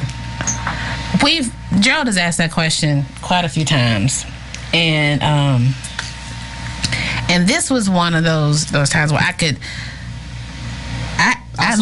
literally felt that. I saw what you saw. There wasn't no dancing around it. But see, I believe it. Like I'm not just saying it. Yeah, that's what I believe. Yeah, and I really felt that. Because that actually did release like that. And like, I'm not saying everybody else's didn't. Yeah, I know what you mean. Far from it, because I want to make sure that's clear because folks like to twist stuff. But I am gonna say I felt that.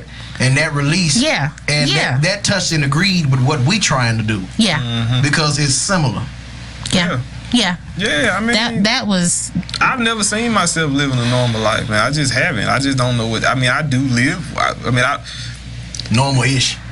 And that's why I keep bringing. That's why I said. That's why I keep bringing up. Like I said, the woman in my life. Like we do not think like this it right here. Like this ain't it. Like you know what I'm saying? There's more to life than just this. Come on now. It's more to life than just this. A lot. And that's not saying people that want to be comfortable in this right now is not nothing wrong with it. But that's just not what I see. That's not what she sees. That's not what we see as a couple. You know what I'm saying? So what you see is your vision, right? For you. Mm-hmm. Everybody else doesn't have to see your vision. And even outside of music, like when I say that, I'm not saying that just music is gonna. No, I ain't saying either. This is not gonna that's how I've always seen. I've never seen just being like, oh, okay, this is it. I'm gonna be working 9 to 5 and doing this and boom, coming home to work and this like, no, that ain't me. I'm sorry, that ain't me. That's not her neither. So I mean, and if that is you, anybody who's listening, if that is you, and that's your goal, that's fine. That's fine. That is perfectly fine. You like it, I love it. Yeah, but if that's where you are, then that is fine. And that's why and society teach us that we can't think like that. You know what I'm saying? Like we supposed to just be like in this box, like go to college, get you a job, and that's it. And up until 27, and up until the top of 2016, that was me. I mean, that's a lot of people. But I'm saying it never should have been. But I'm saying that's what we taught to think. Like even when you in school, that's what they teach. They don't say it like they may not just put it in your face like this, but that's how we taught. Like we taught to not dream. Like this one thing I always told myself when I was a poet. I was like, that made me get on stage and like, when I used to see Fat Meg and all of them, and even people on Deaf Poetry, I said, what make that person that's on TV different than me? Like, what makes them different? And why, if they can get on TV, why can't I get on TV? I mean, I do poetry too. If Kendrick Lamar or Drake or whoever can get a Grammy, why can't I get one? Yeah. They were in my position at one time. Exactly. Like they were in my position at one time. So what did they do to get there? They did something. But one thing they did not do is say, oh, I can't do this. This too hard. Or that's too hard to get to. They didn't do that. That much. So that's right. That's exactly right. That's exactly right. You cannot give up. And every time I have to remind myself this. Jill Scott and Mary J. Blige are around the same age. Wow. Jill Scott and Mary J. Blige are around the same age. One of them has been out for eons. One of them has been out for an E. And that's true. And it's like, I have to remind myself that. Yeah. Oh, wow. So, this whole conversation has been just awesome. What, this went left and right field all in the same sentence. But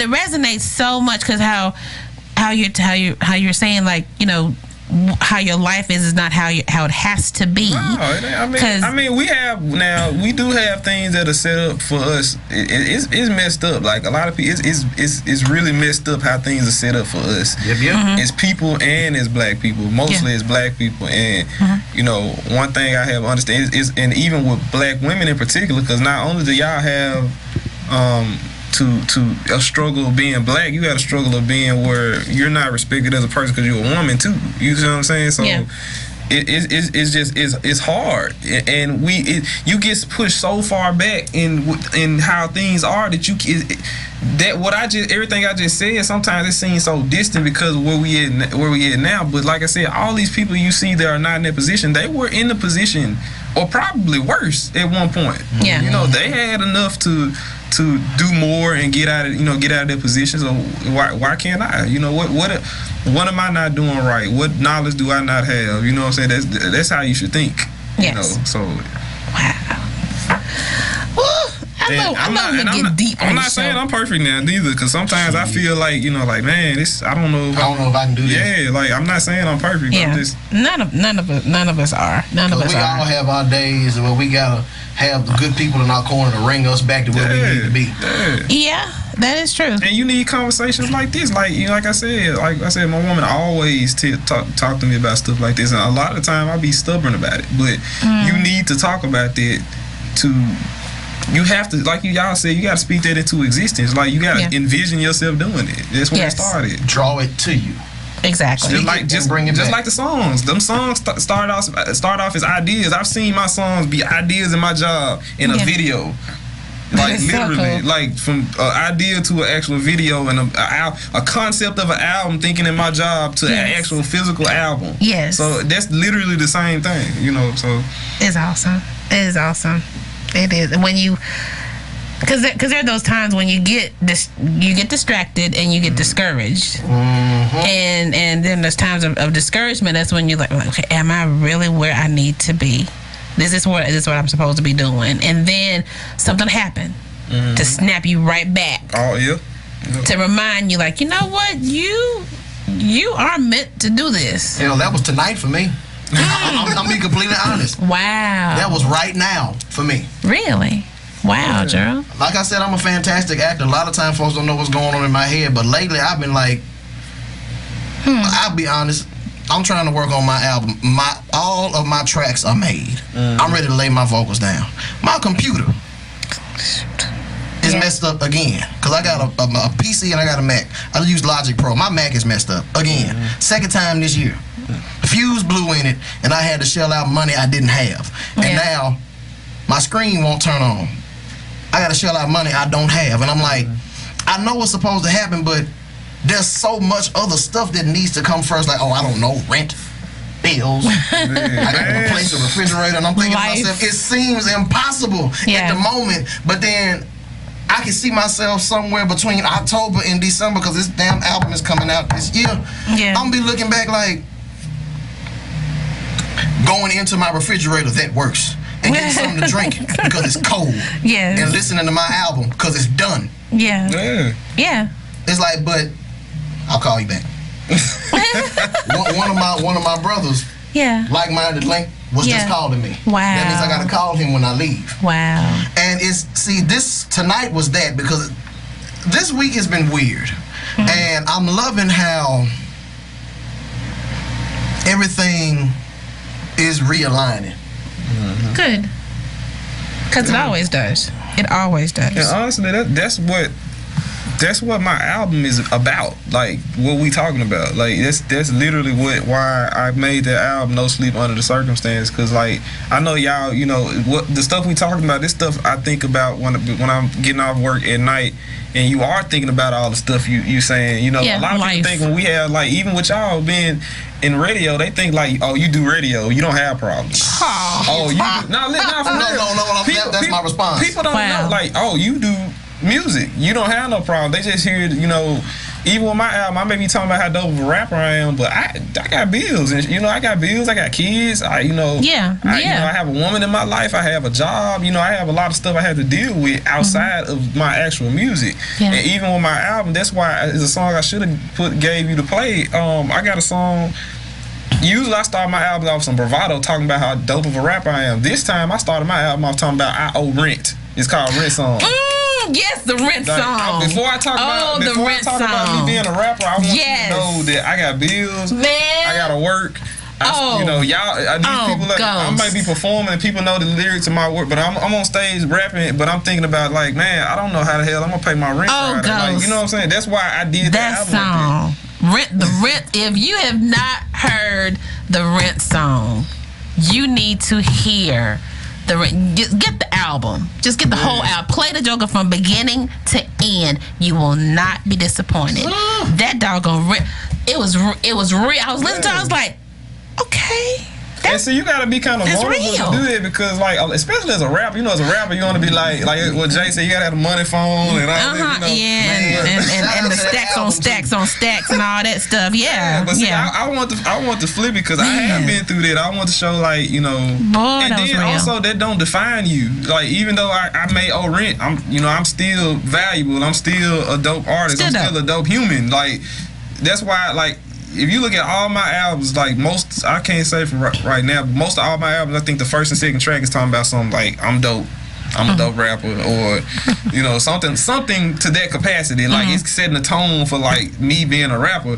But this time I want to like I said, I want that to be like, look, I owe rent right now. You know what I'm saying? Yes. And the next track after that, then I'm bragging, but I'm bragging, but I want you to know that I'm still a human being. I still go through this. I'm still at this level. You know, that's and that's where it comes, like I said, what we were just talking about. Like even the first song, the song I got, the No Sleep song, that's what I'm saying. I said in the song, like, society don't want us to dream. You still gotta dream, but outside of dream, you still gotta act on it too. You can't just dream, you gotta act on it.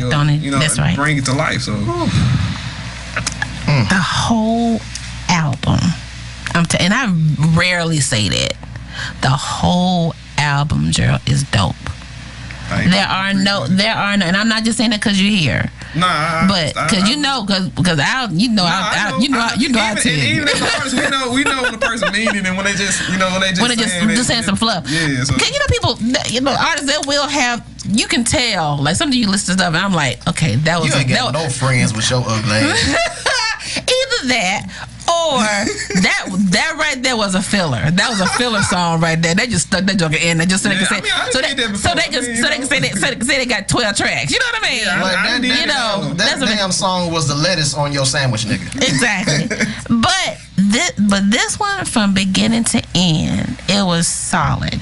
It was a solid project, one that you really, really should be proud of. Thank you. I am, and we hope to do far more with it than what we're doing right now. Like this is probably the longest I know that don't sound good, but this is the longest that we pushed the album. We're gonna continue to push it. Good. Like, I don't plan on putting. That's something that. Oh, y'all are watching. Whoever's watching. Okay, so that is something that artists do not do. They don't realize. And I don't know what I know. Everybody's like, I gotta have this mixtape and then come up with something else next week and all that. But you haven't pushed what you already have out there now. I was the biggest victim. I did that all the time. That was me. I was the dude. But when you learn more, you do. When you learn better, you do better. And the thing is that I've listened to some albums from some friends of ours. Dope songs. Dope tracks on them, but there were songs that they just chose not to push, that they could have pushed, But they did. But they didn't because they have to be. I got to stay relevant. I got to stay in my mind. I mean, you can still. But what I learned, you can still be relevant without actually releasing a bunch of albums. You know what I'm saying? You put out videos. You can do shows. Exactly. You can push and see. What with me in particular, the album last year when I came here, the album I was promoting last year. Yeah. For me, and we was just talking about this the other day. I didn't push that album a lot because that was a release album for me. Like I went through a divorce and stuff. So yeah.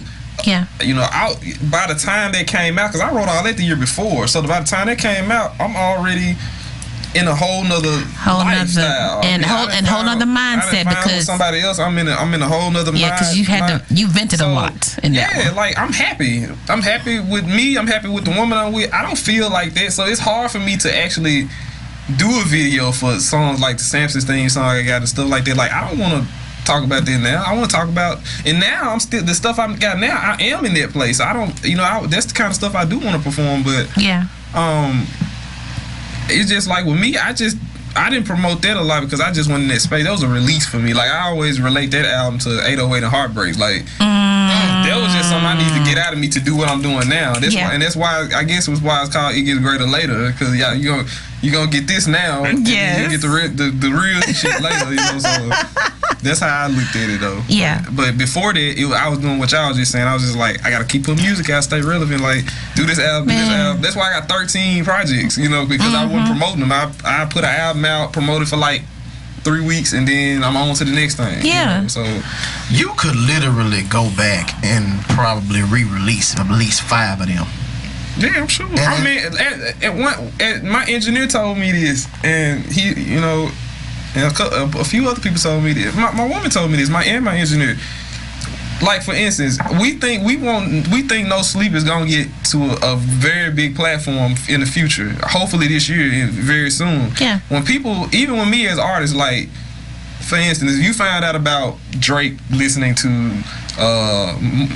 More Life, right? Mm-hmm. If that's your first time hearing them, you're gonna go back and listen to So Far Gone and Take Care and all this stuff. So if you hear No Sleep, you're gonna go back and listen to It Gets Greater Later and Miss Fiasco and all the other projects anyway. Yes. So as long as this one is successful, I'm gonna get people to listen to them projects anyway. So I mean, that's true. So I'm not gonna. I mean, you may want to re-release them, but people gonna catch on, especially with streaming and stuff. If they gonna see that, and then I was like, oh, here go another album. Look at this. Yeah, because there have been times when I'll listen to an artist that I absolutely love, and then I'll go back and I'm like, well, let me go back to some old stuff just to see. And right. I do that. That's what I'm saying. I do that. And then I'll find something like, how did I miss that song? Right. How did I miss this? And now that's one of my favorites. You know what I mean? My favorite rapper, Nas, and to this day, I go back in his discography and I hear a song that I didn't really like. It may be a track I just skipped through when I first started listening to him, and then I'd be like, man, why I didn't hear this song? Thank you. So that, I mean, I do that. You know what I'm saying? So that's how I look at my projects. Even now, some people are just now finding out about me now. It live in Memphis, and they don't know nothing about my other projects. So so I mean, it's a continual growing thing. So I mean, people are here the other ones. So I dig it. So just push the project until you just absolutely just can't push the joker no more. That's the plan. That's it. Because there's some songs that are out now. Maybe not so much in the hip hop era, but just with R&B and soul, whatever, whoever, pop, whatever. Songs that we're hearing for the first time now, they've been singing them jokers at least 2 and 3 years, but we're just now finding out about them. Right. And now it's a hit. But they're like, I brought that back in 2015. Yeah, exactly. Exactly. All right, so we've been talking a lot. This has been good, though. It's all you can listen to the music on the album anyway. You know what I'm saying? I'm actually glad that we still pushing back on this program because we can just Ton doesn't cuss, but there was one day Ton was a little sleepy. She said she didn't say this, but this is what I heard. She said she didn't say it, but this is what I heard. What? You know, we were talking about, we were reformatting the show because we 3 hours now instead of 2. Right. Yeah. She was like, we can do whatever the hell we want to do. Hell ain't no cuss word. For her it is. To me it is. And I was like, and I bust out laughing. And on face she said, what? What, Gerald Morgan? What? What's so funny, Gerald Morgan? And she called him my whole name. I'm like, Todd said hell. That's like Jason saying that. Jason don't cuss me. Jason don't curse, so that's for him to say something. Jason be slipping sometimes. He just be thinking nobody hear it. Oh, really? What? Leave it alone, Gerald. No, man. I think one time I forgot what he said. I think it was I forgot what it was. We was at a show or something. I could have swore I heard him say the F word. I was like, Jason, you said the F word. He was like, no, I said such and such. I was like, no, you said it. Sometimes I just think you just be mishearing me, Gerald. I don't think you be hearing stuff. Sometimes you just be miswording tongue. Anyway, I'm gonna whatever. get to that point of enlightenment one day where I'm not cussing either. That's one of the biggest critiques of my music too. People like you cut. Well, my older music, they like you cuss a lot in my music. Like, but it's like that's what I feel. Like, if that's what you feel, then do what you want to do. That's fine. That's how I feel. Exactly. So do what you want to do. All right. So it is actually the show is actually over. Well, as far as the time is concerned, but I do want to hear at least one more song by you, so you can do live. So what would you like to do, sir? So you did 90s. We got Aviator's theme downtown. Y'all wanted me to do that. I can try to do downtown. You want to do downtown? You want to do that? It's not. It's easier to do too. Cool. All right then. I'm excited. Oh, and if anybody wonders what I do when I do this, it means turn 2 down. Yeah. This is 2.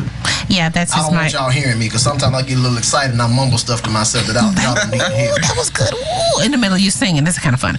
All right, so this is Downtown by Virghost, and then after that we'll be starting. We'll go ahead and just wrap the show up. That doggone Virghost. That looking dope. All right, hang on just a second, folks. Downtown Virghost right now.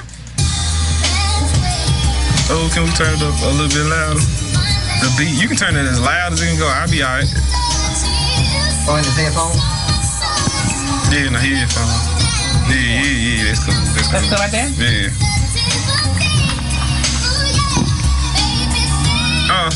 I hit my homie up, I'm like, we back up in the city, bro. About to hit the town and start the year off with this video. Need a queen and co-star with me, do you feel me, bro?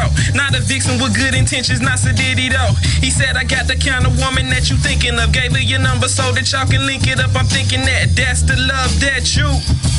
Hey, I met her at the shoot and I'm like, damn, she got my heart stuck in the crossroads. Can't be falling for her, I'm in boss mode. Heart has been broken, tossed in the ocean. Them feelings, I thought I lost those. Was cold-hearted, but she melting all the frost though. To fall in love again, I said I'd never be me. But she had the spirit, the meaning like Nefertiti.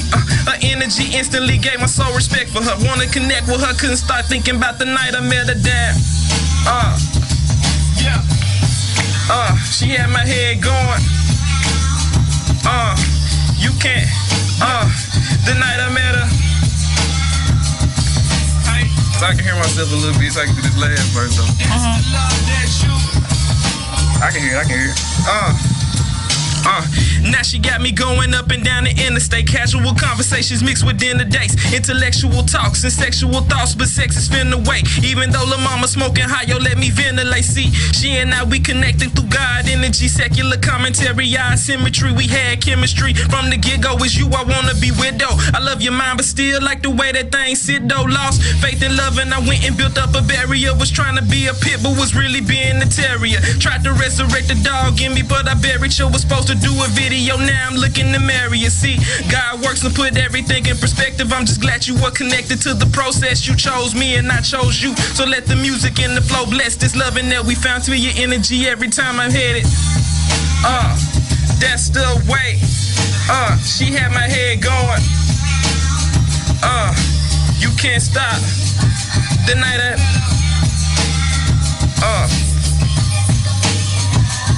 and that's that.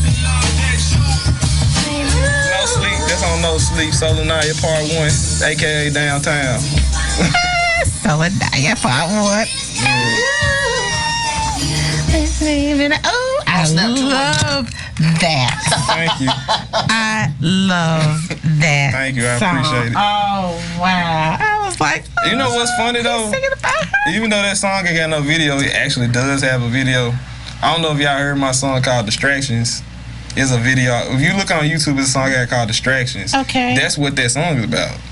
Really? Yeah, that's what that song is about. Like was that from? That was from It Gets Greater Later. Yeah. Yeah, last year, year before one of them. The events I'm talking about that's what happened behind the scenes of that video shoot. That's what that song is about. Yeah, it's real. It was a.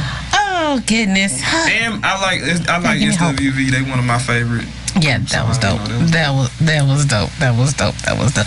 Oh goodness. See, all this just gives me just so much hope. Oh goodness. It does. It's like you see so much crap and then you're like, okay, love is ugh. But then you see people who are actually for real in love and I love how you just keep saying, well, my lady and my woman and I'm like, man, like look, I don't do that. She might not want me to talk about her as much as I did in this interview, but she is a big part of what I'm doing right now. I mean, it is what it is. It is what it is. She ain't frowning, so. I think it's beautiful. Yeah, I really do. I think it's beautiful. I wish more people would do that. Not only her, shout out to my homie Truth Clipsy and Soul Man Snipes. They're my Capital Mind guys. Yes. Outside of my woman, they are the people who kind of keep me together too. It's and nothing off of Snipes, because Snipes has helped me tremendously since even when I was here, but like Truth has put a lot into what I do, and I greatly appreciate everything he do for me. Awesome. My whole team, all three of them, Sonya, Snipes, and Truth, man. If I didn't have them right now, like y'all don't know, like y'all see me, but they keep this shit together completely for me. You know what I'm saying? So awesome. I know it. I want to shout them out too. That is wonderful. Well, thank you, Sonya, for everything. Bless your heart, because I know it ain't easy. It ain't easy being, keeping everything. Damn sure ain't easy.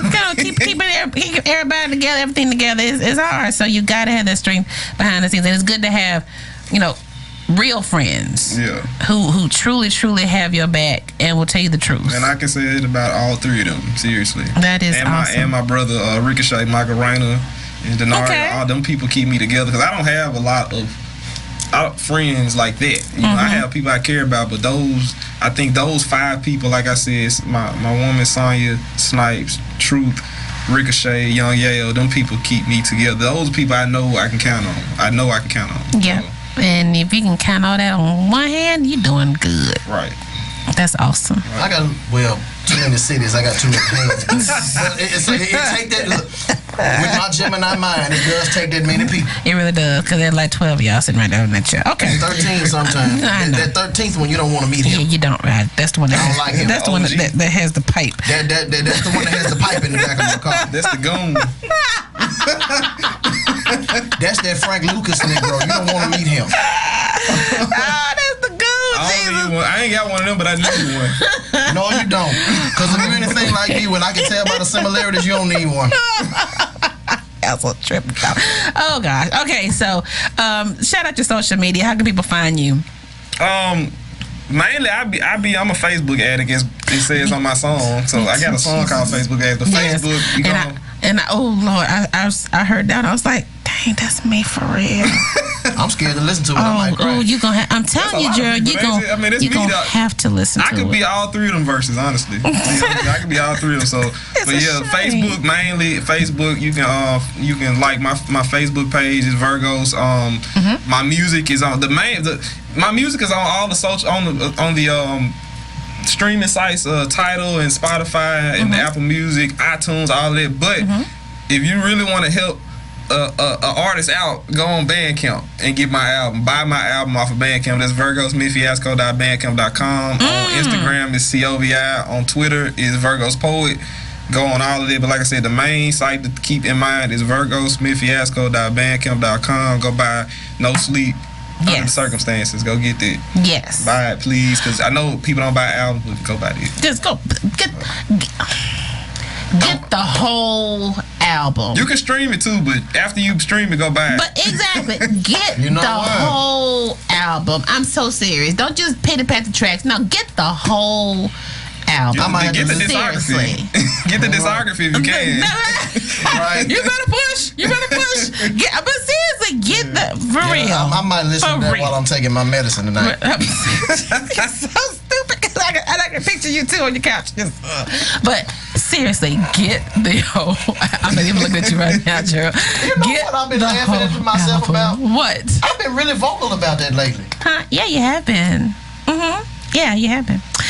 I thank y'all. I thank y'all, and I respect y'all job because this was something I love doing too. So I respect what y'all do, and I appreciate y'all for bringing me. Well, no, thank you for being on the show. I really thank you. This has been fun. This was good. If you have anything else going on in the city that you would like to promote, you are welcome. Yeah, well, we just confirmed that me and Soul Man Snipes having a birthday bash September the 9th at House Mackenzie.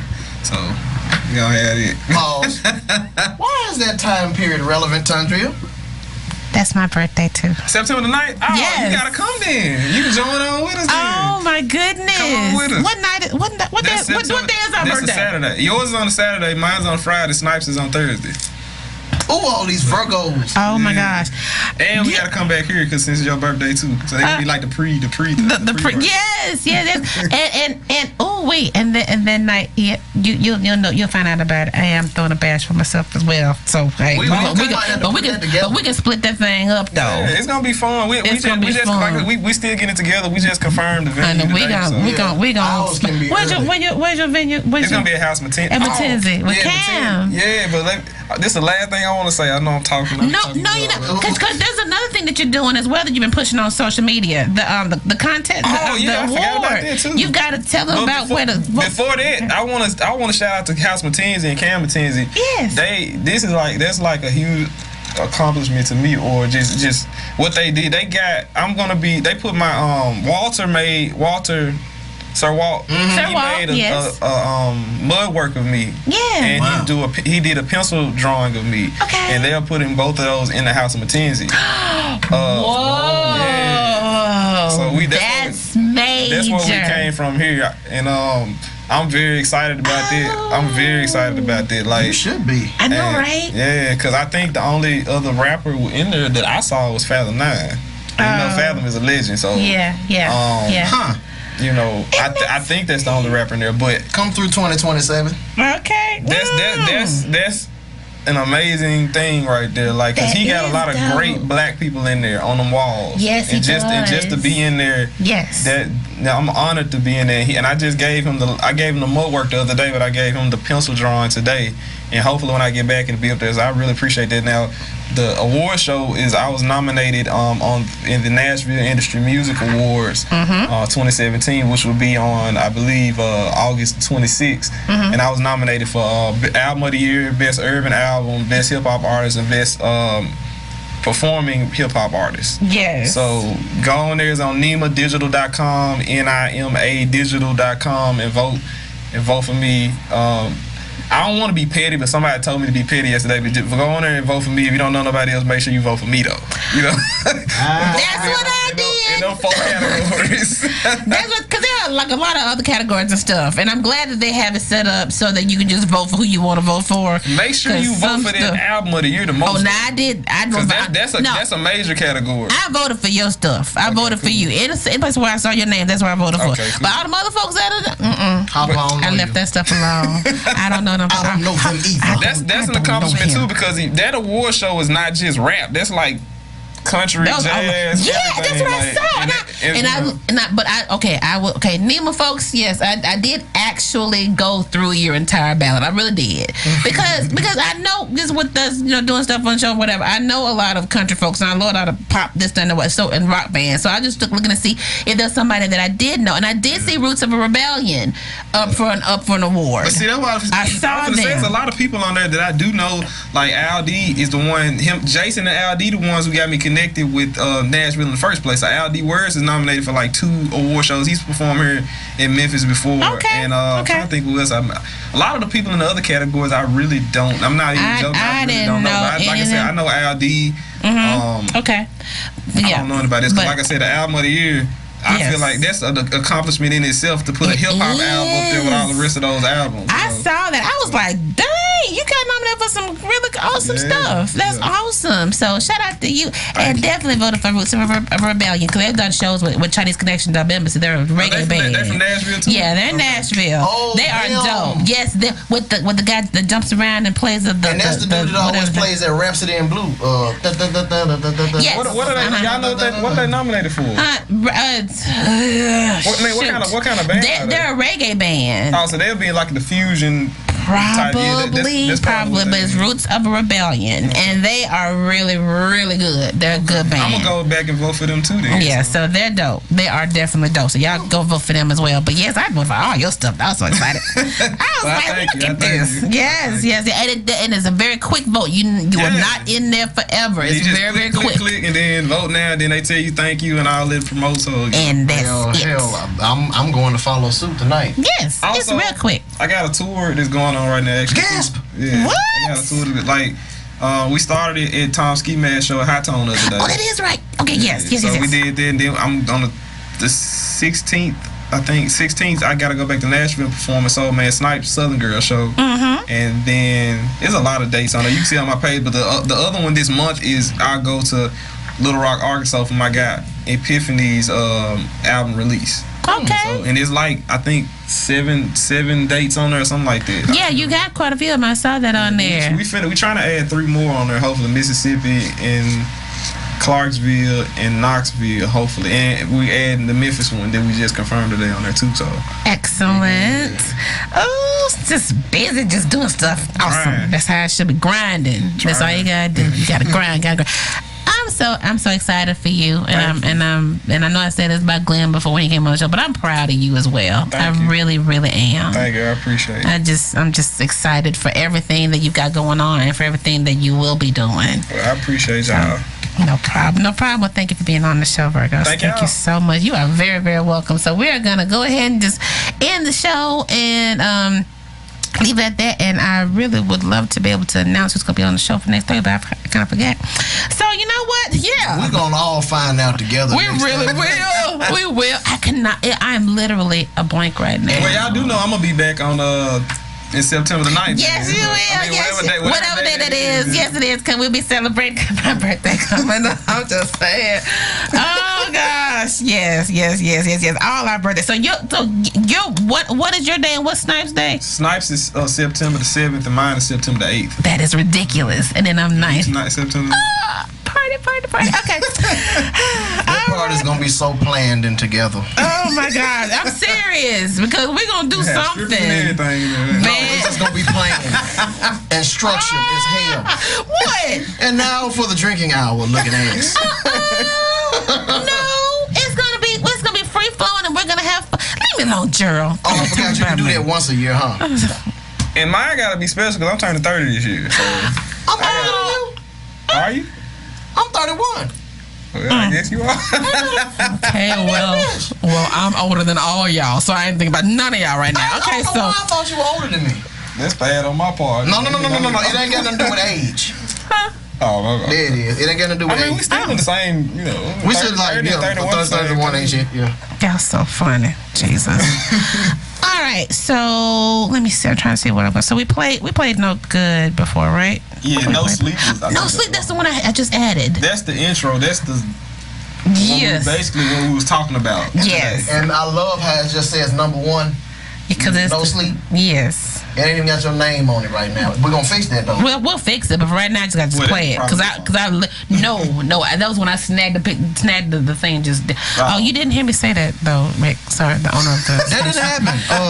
It's labeled perfectly, Rick. It says Virghost -No Sleep.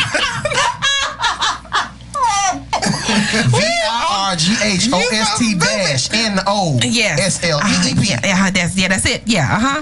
Okay, I'll be deleting this about here real quick so you can put the right one. There's nothing to delete. Nothing to delete because it's all well. Yes, it does. No sleep. All right, so tune in next week, everyone. Next Thursday, 7 o'clock here at Radio Memphis. So we'll catch y'all. I can't take you right now.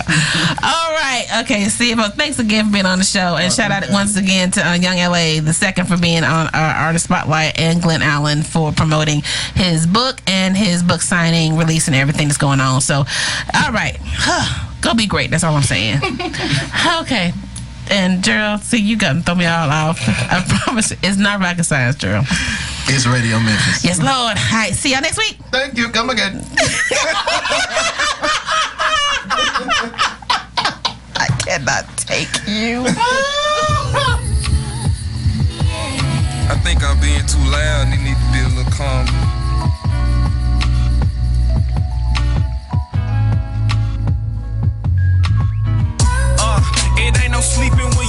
stressed out. It ain't no sleeping when you stressed out. It ain't no sleeping when you stressed out. Feel like my dreams are more or less now. It ain't no sleeping when you stressed out. It ain't no sleeping when you stressed out. It ain't no sleeping when you stressed out. Feel like my dreams are more or less now. Can't get no sleep under the circumstances. Although I've been through many worse advances, many letdowns, failures, and many cursed romances. But through it all, God has gave a nigga so many chances. And as I sleep at night, I see the beauty in your slumber. And the way I love is grown over the spring and summer. And the amount of stress this music business keep me under. Feel like a local joker, no national up and comer. I should be asleep, but I'm wide awake scheming. On my next move, trying to figure out the meaning. It be seeming like society wanna stop us from dreaming, but God gave us these gifts, so you can't stop my life from beaming. They wanna see me codeine and double cup and popping Zans. Yeah, future life cool, but I'd rather live the reds. They tell me to get some rest, to better carry out your plan. I got too much on my mind, man, y'all just don't understand that. It ain't no sleeping when you stressed out. It ain't no sleeping when you stressed out. It ain't no sleeping when you stressed out. Feel like my dreams are more or less now. It ain't no sleeping when you stressed out. It ain't no sleeping when you stressed out. It ain't no sleeping when you stressed out. Feel like my dreams are more or less now.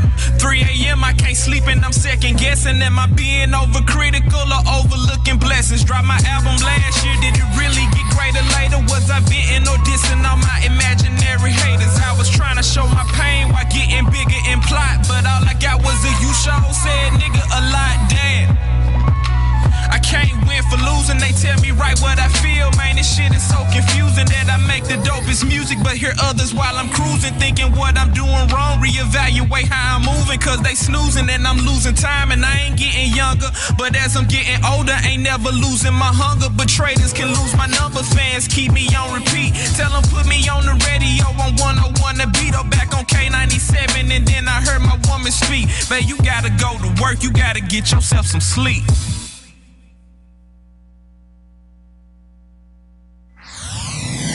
Take us with you wherever you go in the world.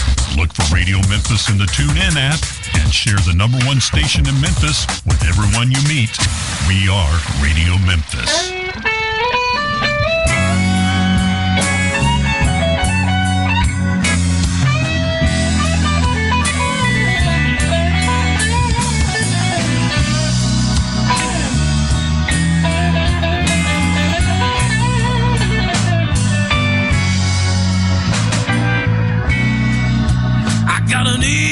Gypsy woman,